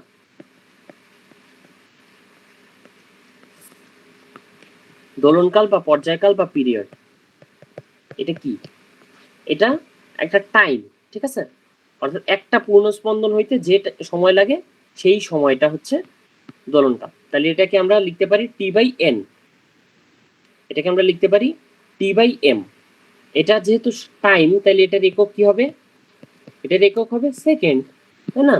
এটা একক হবে সেকেন্ড, শেষ, এটা নিয়ে কথাবার্তা আর নাই। তারপর হচ্ছে কম্পাঙ্ক, তারপর হচ্ছে কম্পাঙ্ক বা ফ্রিকোয়েন্সি। ফ্রিকোয়েন্সি এক সেকেন্ডে যতগুলো পূর্ণ স্পন্দন দেয়, এক সেকেন্ডে যতগুলো ফুল অসিলেশন হয়, এটা হচ্ছে কম্পাঙ্ক। তাহলে কম্পাঙ্ক যেহেতু ফ্রিকোয়েন্সি এফ দ্বারা আমরা প্রকাশ করি, বা মিউ দ্বারাও অনেক জায়গায় প্রকাশ করা হয়, তাহলে এটাকে আমরা লিখতে পারি n/f। টি। এন কি? যতবার পূর্ণ স্পন্দন দেয়, সেই পূর্ণ মানে অসিলেশনের সংখ্যা, যতবার অসিলেট করে ওইটার সংখ্যা, যতবার পূর্ণ স্পন্দন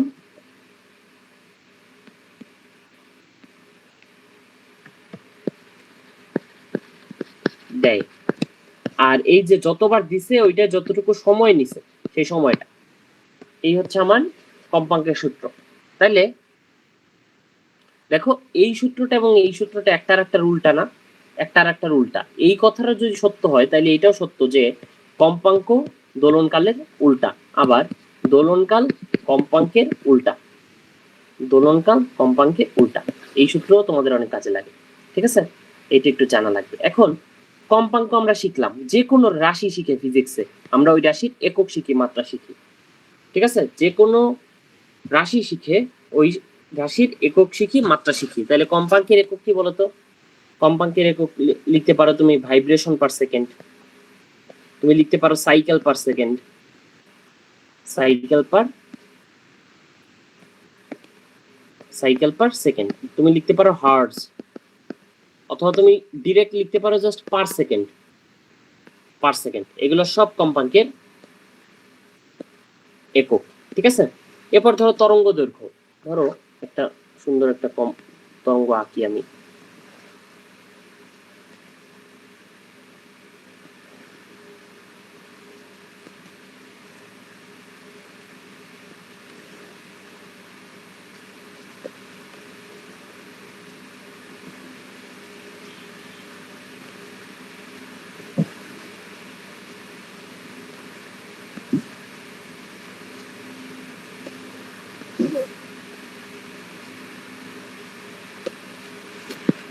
আচ্ছা এবার ধরো একটা তরঙ্গ এই থেকে শুরু হয়েছে, শুরু হয়ে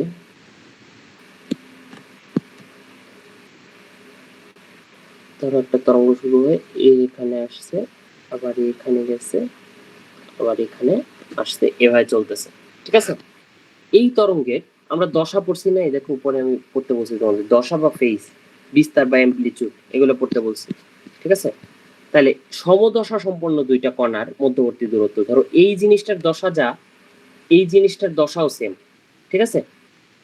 তাহলে এই যে সমদশা সম্পন্ন দুইটা কণা বা সেম ফেজের দুইটা কণা, এই দুইটার মধ্যে যে দূরত্বটা, এটাই হচ্ছে আমার তরঙ্গ দৈর্ঘ্য বা ওয়েভ লেন্থ, বুঝছো?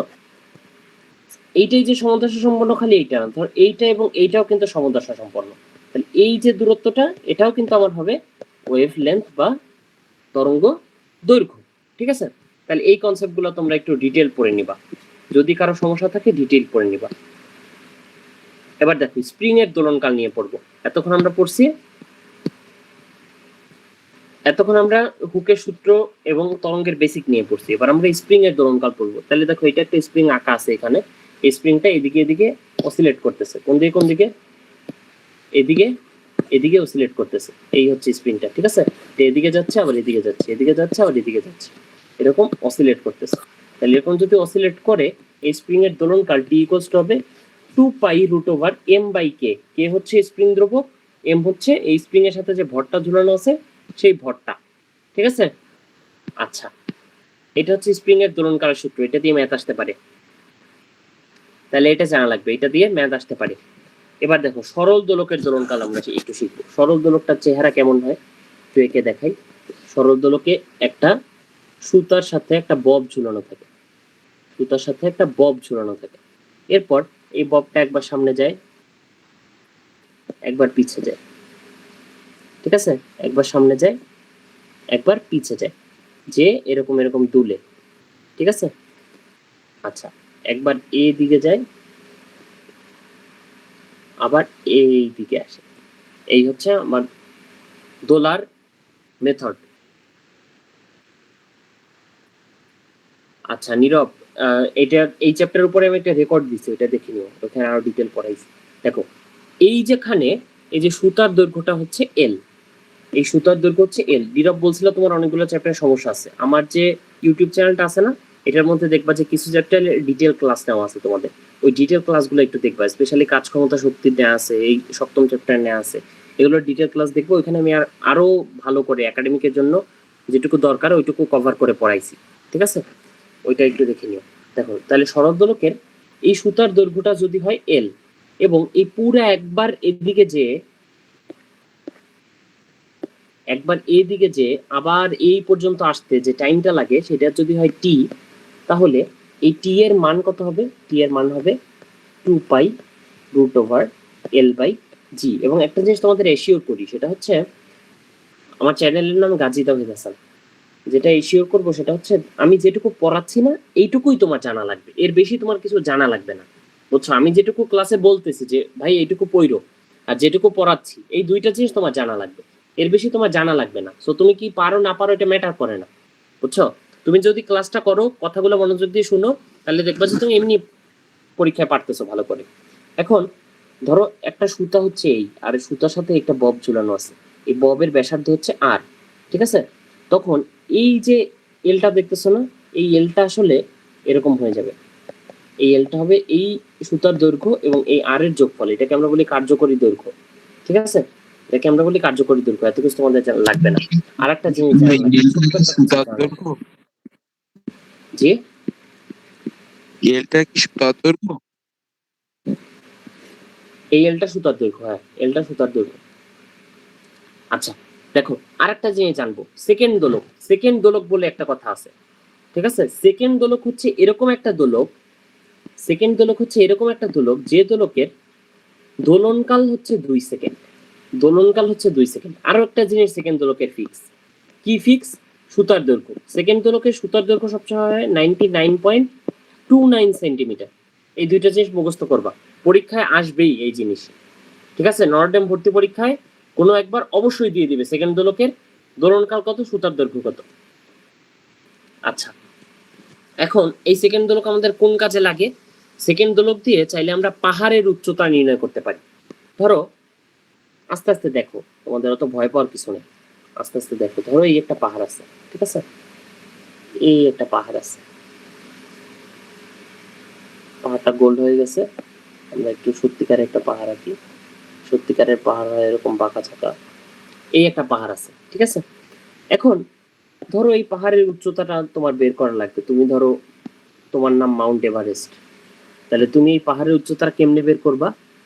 তুমি পাহাড়ের নিচে তোমার এক বন্ধুর হাতে একটা ফিতা ধরাই দিবা, এরপর তুমি পাহাড় বাওয়া শুরু করবা, বাইতে বাইতে বাইতে বাইতে তুমি একদম উপরে চলে যাবা।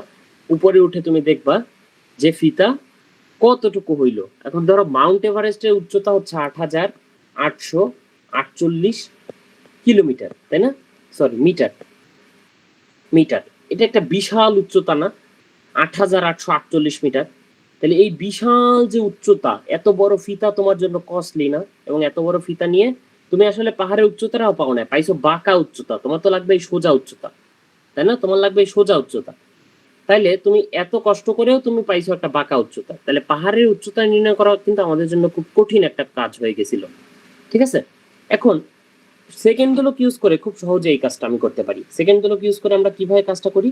ধরো এই তুমি দাঁড়ায় আছো, তুমি কি করছো? তোমার হাতে একটা সেকেন্ড দোলক আছে, তুমি পাহাড়ের নিচে বসে সেকেন্ড দোলকটা একবার দৌড় দিলা, এরপর তুমি উঠলা পাহাড়ের উপরে।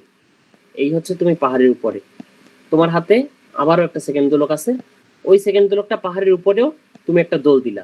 এখানে দোল দিয়ে তুমি তোমার খাতায় নোট করছো, এখানে দোল দিয়ে তুমি তোমার খাতায় নোট করছো, এরপর বাসায় এসে তুমি ম্যাথ করছো, তোমার পাহাড়ের উচ্চতা বের হয়ে গেছে, ঠিক আছে? কিভাবে বের হয়েছে এটা একটু দেখাই। ধরো এই হচ্ছে তোমার পাহাড়টা উচ্চতা, যেটা ছিল এইচ, ঠিক আছে?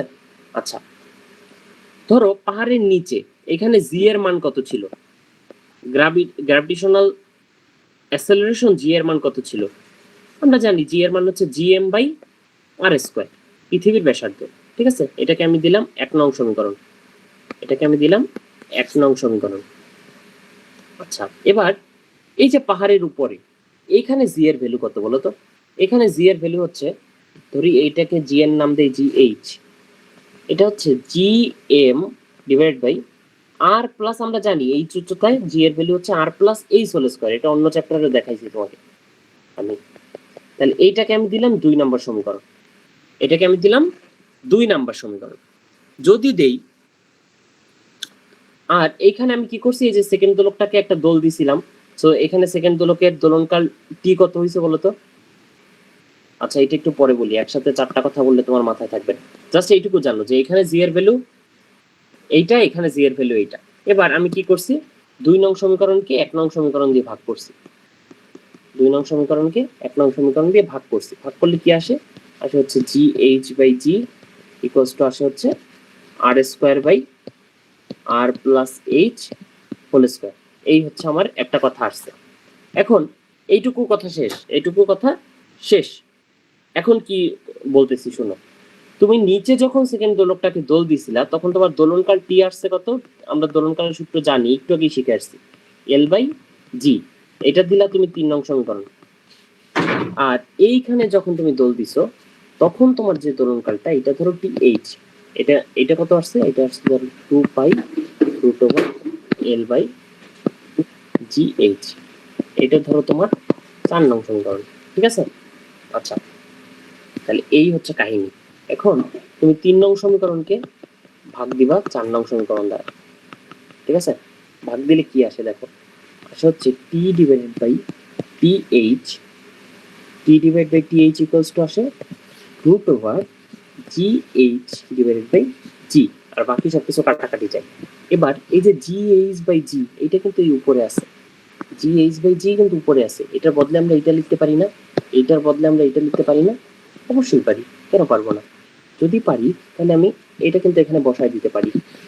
এখানে আমরা লিখতে পারি r square divided by r plus h whole square. এটা কিন্তু আমার পরীক্ষায় করে আসতে হবে না বা জানা লাগবে না, এটা সূত্রের প্রমাণ, তোমাকে দেখাইতেছি। তোমার কোনটা মুখস্থ করা লাগবে এটা আমি বলে দিব। সো এখানে T divided by T H equals to থাকে হচ্ছে শুধু r divide by r plus h. এইটা তোমার মুখস্থ করা লাগবে।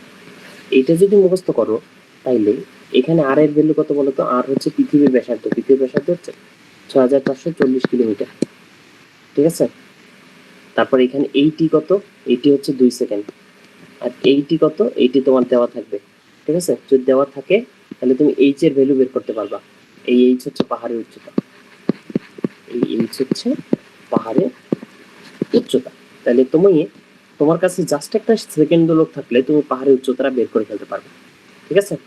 এইটুকুই হচ্ছে এখানের একটা মজার কনসেপ্ট। আচ্ছা, এটুকু যদি বুঝো তাহলে পরের জিনিসটা পড়াই। দেখো, তরঙ্গের বৈশিষ্ট্য, যান্ত্রিক তরঙ্গের অনেকগুলো বৈশিষ্ট্য আছে, সেই বৈশিষ্ট্যগুলো তোমাদের পড়া লাগবে। কি কি? প্রথম হচ্ছে মাধ্যম। যান্ত্রিক তরঙ্গ সবসময় একটা মাধ্যমের মধ্যে থাকবে, মাধ্যম ছাড়া তরঙ্গ চলতে পারে না। একটা তরঙ্গ আছে যেটা মাধ্যম ছাড়াই চলতে পারে, আমাকে একটু একজন পারলে নাম বলো যে কোন তরঙ্গটা মাধ্যম ছাড়াই চলতে পারে। হ্যাঁ, সেকেন্ড দোলকের দোলনকাল সব সময় 2 সেকেন্ড। আমাকে একটু বলো যে মাধ্যম ছাড়া কোন তরঙ্গ চলতে পারে, এটা যদি বলতে পারো ভাববো যে তোমার লাইট। Very good. আলো, আলো হচ্ছে মাধ্যম ছাড়াই চলতে পারে। কেন? কারণ আলো, আলো যান্ত্রিক তরঙ্গ না, আলো হচ্ছে একটা তড়িৎ চৌম্বকীয় তরঙ্গ। আলো কিন্তু কোনো যান্ত্রিক তরঙ্গ না। যান্ত্রিক তরঙ্গ সবসময় মাধ্যম লাগে চলতে, এবং যান্ত্রিক তরঙ্গের শক্তি এর বিস্তারের বর্গের সমানুপাতিক, অর্থাৎ এনার্জি ইজ প্রপোর্শনাল টু ম্যাগনিটিউডের স্কোয়ার, ঠিক আছে? ম্যাগনিটিউডের স্কোয়ার, সরি অ্যাম্পলিটিউড বলে, বিস্তারকে বলে অ্যাম্পলিটিউড ওয়েভের। তাহলে অ্যাম্পলিটিউডের স্কোয়ারের প্রপোর্শনাল হচ্ছে এনার্জি। তারপর তরঙ্গের একটা বেগ থাকে, এটা উপরিপাতন বা ইন্টারফিয়ারেন্স দেখায়, এটা রিফ্লেকশন হয়, এটা রিফ্রাকশন হয়। এই জিনিসগুলো একটু জানা লাগবে, ঠিক আছে? শেষ, এখানে আর একটু জানা লাগবে না। এখন এই চ্যাপ্টারের মেইন যে কথাটা, তোমাদের মেইন যে সূত্রটা, যেটা নিয়ে তোমরা এসএসসি লেভেলে সব পড়াশোনা করছো, এটা একটু দেখাই। এটা হচ্ছে বেগ, তরঙ্গ দৈর্ঘ্য আর কম্পাঙ্ক, এই তিনটা জিনিসের মধ্যে সম্পর্ক। কি সম্পর্ক? একটা খুব সহজ সম্পর্ক, যে V is equals to F lambda. এখানে ভি হচ্ছে আমার সেই বেগ বা ভেলোসিটি, এফ হচ্ছে আমার সেই কম্পাঙ্ক বা ফ্রিকোয়েন্সি, কম্পাঙ্ক বা ফ্রিকোয়েন্সি, আর ডেল্টা হচ্ছে আমার সেই তরঙ্গ দৈর্ঘ্য বা ওয়েভ লেন্থ, তরঙ্গ দৈর্ঘ্য বা ওয়েভ লেন্থ। এই ডেল্টাকে আমরা প্রকাশ করি এম দ্বারা। তরঙ্গ দৈর্ঘ্য এসআই একক মিটার, কম্পাঙ্কের এসআই একক হার্টজ, আর বেগের এসআই একক মিটার পার সেকেন্ড। এই হচ্ছে আমার কথাবার্তা। তাইলে এখানে দেখা যায় যে তরঙ্গ দৈর্ঘ্য ইকুয়ালস টু লেখা যায় ভি বাই এফ, ঠিক আছে? এখন ভি বাই এফ যদি লেখা যায়, 1/f কে আবার টি লেখা যায়, তাহলে ভি টি ইকুয়ালস টু লেখা যায় হচ্ছে ল্যামডা। এই একটা সূত্র। এইটি কি? এইটি হচ্ছে আমার পর্যায়কাল, পর্যায়কাল, ঠিক আছে। আর এটাকে আবার লিখতে পারি আমি যে ভি ইকুয়ালস টু তাহলে এন বাই টি, ওই যে আগে যে সূত্র শিখছি ওই সূত্র দিয়ে just আলাদা করতেছি, এই একটা সূত্র। তাহলে এই সূত্রগুলো যদি মুখস্থ থাকে ম্যাথ দ্রুত করতে পারবা। আচ্ছা দেখি একটা ম্যাথ করো, এই ম্যাথটা করো সবাই দেখি।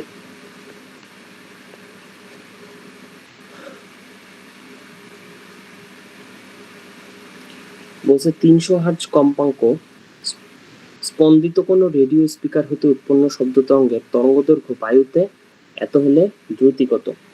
কম্পাঙ্ক দেওয়া আছে, এফ দেওয়া আছে,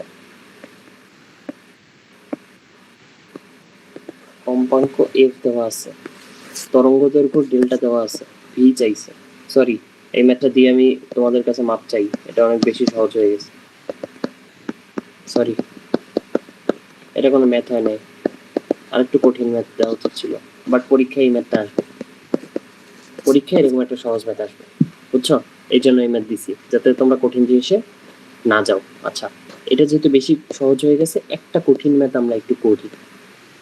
এই ম্যাথটা দেখি কেউ আমাকে করে দিতে পারো কিনা। যদি পারো আমি খুব খুশি হব, কিন্তু মন থেকে খুশি হব এই ম্যাথটা যদি কেউ আমাকে করে দিতে পারে। এটা বলছে যে পানিতে সৃষ্ট একটা তরঙ্গের তরঙ্গদৈর্ঘ্য এত, যদি বায়ু ও পানিতে শব্দ তরঙ্গের দ্রুতি যথাক্রমে এত এবং এত হয়, তবে বাতাসে শব্দ তরঙ্গের দৈর্ঘ্য এবং কম্পাঙ্ক নির্ণয় করো। এটা করো দেখি, 2 মিনিট সময় দেখি, না 3-4 মিনিট সময় দেখি, দেখি কে পারো।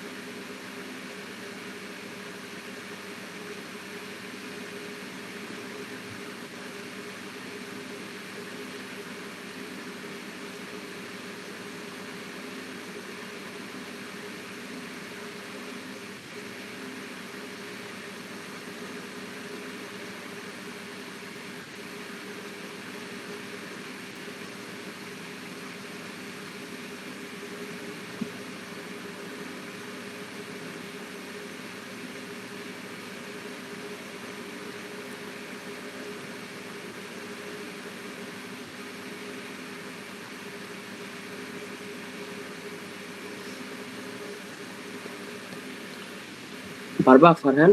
চেষ্টা করতেছো? প্রভাকর, ফারহান, মুশফিক, পারবা নাকি করাই দিব বলো? না পারতে পারো, না পারলে কোনো সমস্যা নেই। 1.93 কি করতেছো? আচ্ছা আচ্ছা আমিও করি। দেখো এখানে বলছি কি, বলছি তোমাদের একদম শুরুতে একটা কথা বলছিলাম যে কম্পাঙ্ক যে জিনিসটা আছে না, এটা মাধ্যমের সাথে চেঞ্জ হয় না। বাকি যে দুইটা আছে তরঙ্গ দৈর্ঘ্য, তরঙ্গ বেগ, এটা কিন্তু মাধ্যমের সাথে চেঞ্জ হয়ে যায়, ঠিক আছে। তাহলে পানিতে সৃষ্ট একটা তরঙ্গের তরঙ্গ দৈর্ঘ্য আমার দেওয়া আছে, ঠিক আছে। পানিতে সৃষ্ট একটা তরঙ্গের তরঙ্গ দৈর্ঘ্য দেওয়া আছে, এবং বাতাস এবং পানি এই দুইটাই বেগ কত এটা দেওয়া আছে। দেখো বেগ আলাদা হয়েছে, এটাই তো হওয়ার কথা ছিল, কারণ আমরা বলছি যে হ্যাঁ সেন্টিমিটার থাকলে মিটার চেঞ্জ করতে হবে। দেখো আমি বলছি যে বেগ কিন্তু মাধ্যম অনুযায়ী চেঞ্জ হয়ে যায়, তাহলে দেখো বেগ চেঞ্জ হয়ে গেছে, বাতাসে বেগ একটা, পানিতে বেগ এর চেয়ে বেড়ে গেছে, ঠিক আছে। বলছে বাতাসে শব্দ তরঙ্গের দৈর্ঘ্য কত। এখন দৈর্ঘ্য কি বাতাসে চেঞ্জ হবে বলো? এখানে দৈর্ঘ্য যেটা আছে, এখানে পানিতে দৈর্ঘ্য যা আছে, বাতাসের দৈর্ঘ্য কি চেঞ্জ হবে? একজন আমাকে বলো, প্রেমাল বলো, বাতাসে কি দৈর্ঘ্যটা চেঞ্জ হবে নাকি যেটা আছে এটাই থাকবে?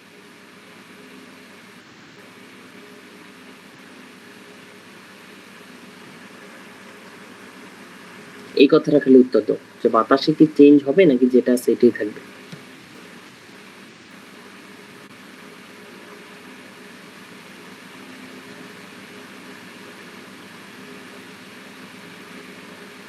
বলতে পারবে না?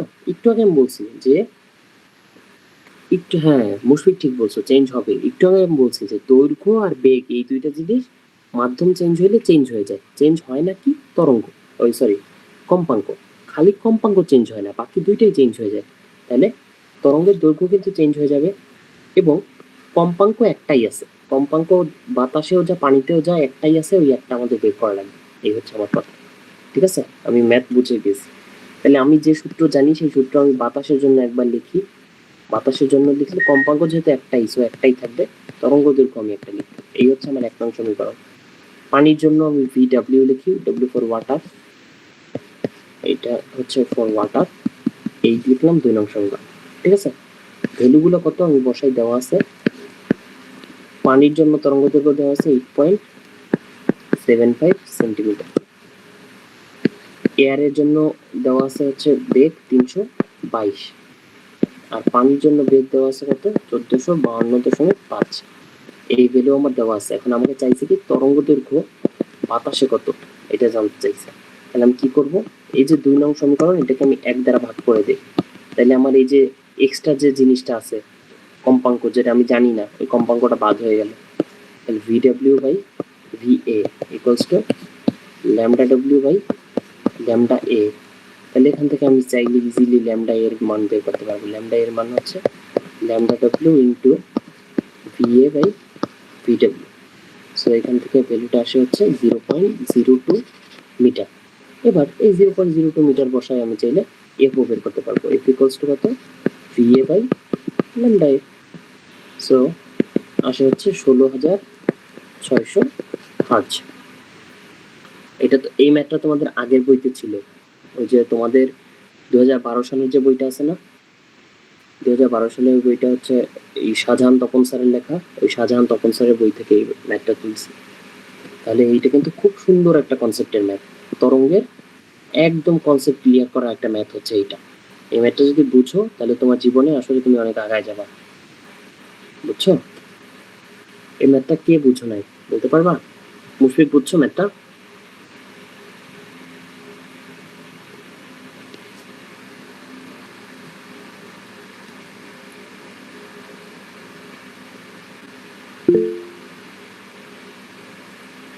হ্যাঁ, ওকে গুড। হ্যাঁ মুশফিক তো আগেই অ্যান্সার দিচ্ছে, গুড। আচ্ছা দেখো, এখন আমরা যেটা শিখবো সেটা হচ্ছে ইকো, প্রতিধ্বনি। নদীর পাড়ে যে যদি তোমরা কখনো কথা বলে থাকো, দেখবা যে সুন্দর ইকো হয়, ঠিক আছে? প্রতিধ্বনি হয়, অনেক মজা লাগে। কয়েকদিন আগেও আমি ফুটবল খেলে যে আমরা ফ্রেন্ডরা নদীর পাড়ে যেয়ে কতক্ষণ চিল্লাইছি, অনেক মজা লাগে। কিন্তু প্রতিধ্বনি মানে হচ্ছে তুমি একটা শব্দ তৈরি করলা, ওই শব্দটা কোথাও ধাক্কা খেয়ে আবার ফিরে আসে কিনা, ঠিক আছে? রেকর্ড দেখে নিও রে মাল। আচ্ছা দেখো, ধরো একটা দেওয়াল আছে, একটা দেওয়াল আছে, এই হচ্ছে সেই দেওয়াল, আর এই হচ্ছে একটা সোর্স, এই হচ্ছে একটা সাউন্ডের সোর্স। এই সোর্স থেকে তুমি শব্দ করলা, ঠিক আছে? আর ধরো ওই দিন বাতাসের তাপমাত্রা 0°C। এটা হচ্ছে তোমার সেই ওয়াল। এখন তুমি যখন শব্দ করলা, শব্দটা কিন্তু এই দিকভাবে দেওয়ালে যে আঘাত করবে, আঘাত করে দেওয়ালে আঘাত করে সে কি করবে, আবার ব্যাক সাইডে ফিরে আসবে, ফিরে সে আবার এদিকে চলে আসবে, এসে এই যে সোর্স, এখানে কিন্তু তোমার কানও আছে, তোমার মুখও আছে, তুমি মুখ থেকে সাউন্ড করছো, আবার তোমার কানে এসে ফিরে আসছে শব্দটা, তখন কিন্তু তুমি তোমার নিজের শব্দই আবার শুনতে পাবো। এই ঘটনাটাকে বলে প্রতিধ্বনি। এখন এটা 0° তাপমাত্রায় বাতাসের বেগ কত?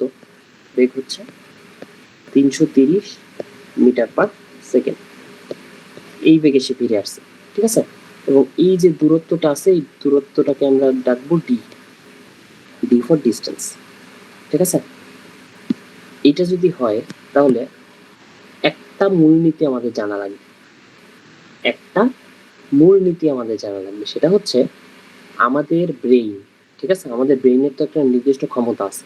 সেই নির্দিষ্ট ক্ষমতাটা হচ্ছে আমাদের ব্রেইন কোনো দুইটা শব্দ যদি অ্যাটলিস্ট 0.1 সেকেন্ড গ্যাপ দিয়ে আসে, তাইলেই সেটাকে পার্থক্য করতে পারে। এছাড়া এই দুইটা শব্দকে আমরা পার্থক্য করতে পারি না, ঠিক আছে? অ্যাটলিস্ট 0.1 সেকেন্ড পার্থক্য থাকতে হবে দুইটা শব্দ আসার মধ্যে, ঠিক আছে? তাহলে যদি আমি একটা সাউন্ড করি, ওইটার সাথে সাথেই আবার আমার কানে চলে আসে, তাহলে আমি প্রতিধ্বনি শুনতে পারবো না। যদি আমি একটা সাউন্ড করি, এটা 0.1 সেকেন্ডের থেকে কম সময়ে আমার কানে চলে আসে, তাহলে আমি প্রতিধ্বনি শুনবো না। কিন্তু 0.1 সেকেন্ডের বেশি সময়ের মধ্যে আমার কানে আসলে আমি প্রতিধ্বনি শুনবো। এটা হচ্ছে কনসেপ্ট। এবার আমরা ফিজিক্সের নর্মাল সূত্র অ্যাপ্লাই করবো, এস ইকুয়ালস টু ভিটি। এই সূত্র জানো না এরকম কেউ নাই। এখানে এস মানে দূরত্ব, দূরত্ব এখানে 2D। কেন 2D? কারণ শব্দটা দুইবার ট্রাভেল করছে, একবার গেছে একবার আসছে। ডি দূরত্ব দুইবার ট্রাভেল করছে, এই জন্য 2D হয়েছে। ঠিক আছে, equals to V into T কত 0.1 সেকেন্ড। ঠিক আছে, তাহলে এই ভি এর মানও আমরা জানি 330। তাহলে ডি এটা হচ্ছে মিনিমাম ডিস্টেন্স, যে ডিস্টেন্স থেকে আমরা প্রতিধ্বনি শুনতে পাবো at 0 ডিগ্রি সেন্টিগ্রেড টেম্পারেচার, সেইটা হচ্ছে 16.5 মিটার। তাইলে ন্যূনতম মিনিমাম 16.5 মিটার দূর থেকে আমি চেঁচামেচি করলে প্রতিধ্বনি শুনতে পাবো, নাইলে শুনতে পাবো না। ঠিক আছে, এই হচ্ছে আমার কনসেপ্ট। আচ্ছা, এখান থেকে এটুকু জানলেই চলবে, এর বেশি জানা লাগবে না। এখন সবচেয়ে গুরুত্বপূর্ণ এই চ্যাপ্টারে একটা টপিক হচ্ছে শব্দের বেগের নির্ভরশীলতা। আর দুইটা টপিক আছে, এইটার পরের স্লাইডটা লাস্ট স্লাইড, সো একটু মনোযোগ দিয়ে দেখো। সবচেয়ে গুরুত্বপূর্ণ টপিক এই চ্যাপ্টারে বলছে যে শব্দের বেগ কিসের উপর ডিপেন্ড করে। এটা একটা 5 স্টার টপিক, যে শব্দের বেগ কিসের উপর ডিপেন্ড করে। প্রথমত, একটু আগে বলে আসছি যে শব্দের বেগ মাধ্যমের উপর ডিপেন্ড করে।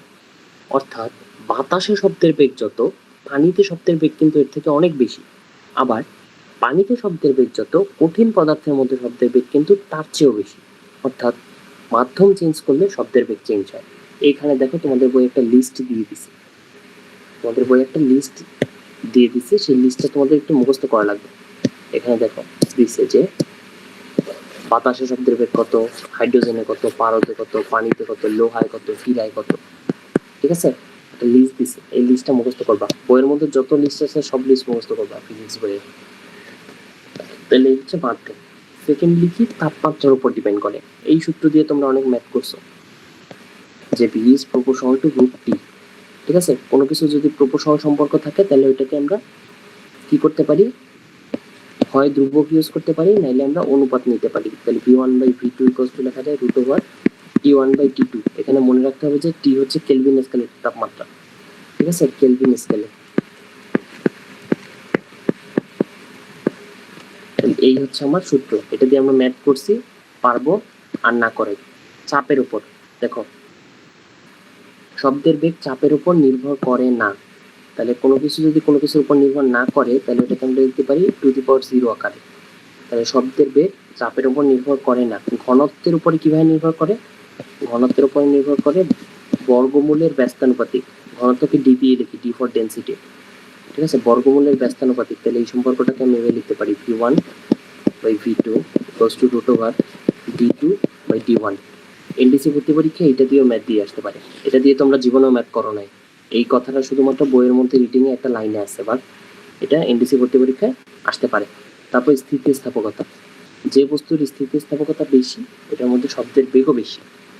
এই আরেকটা জিনিস আছে বইয়ের সবার লাস্টের টপিক, এটা হচ্ছে সুরযুক্ত শব্দ। এখানে জাস্ট এককগুলো জানবা, ডেফিনেশনগুলো জানবা। কি জানবা? ডেফিনেশন। এখানে 3 প্রত্যেকটা ডেফিনেশন জানা লাগবে, সরাসরি চলে আসবে। 2 নাম্বার কি? একক। 2 নাম্বার হচ্ছে একক। যেমন ধরো তীব্রতার একক কি? Watt per metre square. প্রত্যেক মিটার স্কোয়ার সারফেস এরিয়ার মধ্যে থেকে কতটুকু শব্দ শক্তি প্রবাহিত হয়, এইটা কি আমরা বলি তীব্রতা। তীক্ষ্ণতা একক কি? হার্টস। তীক্ষ্ণতার একক কি? হার্টস। তারপর টিম্বার কাকে বলে? টিম্বারের একক সম্ভবত ডেসিবল। আচ্ছা, এইটুকু জানলেই চলবে। না, অসুস্থ না, আমি অনেক টায়ার্ড, বুঝছো। আজকে এসে কলেজ টলেজ সারাদিন ক্লাস করাইছি, এরপর তোমাদের এটা বানাইছি, কাজ বাজ ছিল এই জন্য। আচ্ছা, এমনি আমি যা বলছি শুনতে তো পারছো সবাই? শুনতে পারছো না, নাকি আসতে বলে ফেলছি বেশি, শোনো নাই? আচ্ছা, ঠিক আছে, তাহলে এইটুকুই আমাদের পড়াশোনা। যা বলছি না, এর বাইরে ভাই একটা লাইনও লাগবে না। যা বলছি এটুকু পড়লেই চলবে। তাহলে এই দুইটা চ্যাপ্টার কি তোমরা একদম ভালোভাবে বুঝছো কি পড়া লাগবে? কি পড়া লাগবে এই জিনিসটা কি তোমাদের মাথায় ক্লিয়ার হয়েছে যে এই দুইটা চ্যাপ্টার? এখন যদি তোমরা এই দুইটা চ্যাপ্টার নিয়ে 2 ঘন্টা 4 ঘন্টা টাইম দাও এই দুইটা চ্যাপ্টার পিছে, তাহলে এই দুইটা চ্যাপ্টার থেকে কোনো প্রশ্ন তুমি ভুল করবে না ইনশাল্লাহ ভর্তি পরীক্ষায়। কিন্তু এই 4 ঘন্টা টাইম যদি তুমি না দাও তাহলে কিন্তু তোমার আসলে পড়ার মধ্যে ল্যাকিংস থেকে যাবে। বুঝছো? একটু কষ্ট করে 4 ঘন্টা টাইম দিবা। এটা হচ্ছে তোমাদের প্রতি আমার অনুরোধ, যে এই দুইটা চ্যাপ্টার আমি পড়ানো শেষ আমার, তুমি 4 ঘন্টা টাইম দিবা এটার উপরে, তাহলে তোমার হয়ে গেছে। সবার যে 4 ঘন্টা দিতে হবে এমন না, অনেকেই আসো যে ভালো পারো তো সে 1 ঘন্টায় পড়ে ফেলতে পারবে। আচ্ছা, তাহলে উইকলির জন্য কিন্তু এই দুইটা চ্যাপ্টার অ্যাড হইলো, রিভিশনের মধ্যে রাখো। কোনো কোশ্চেন না থাকলে ক্লাস থেকে লিভ নিতে পারো, ক্লাস এখানেই শেষ আমাদের।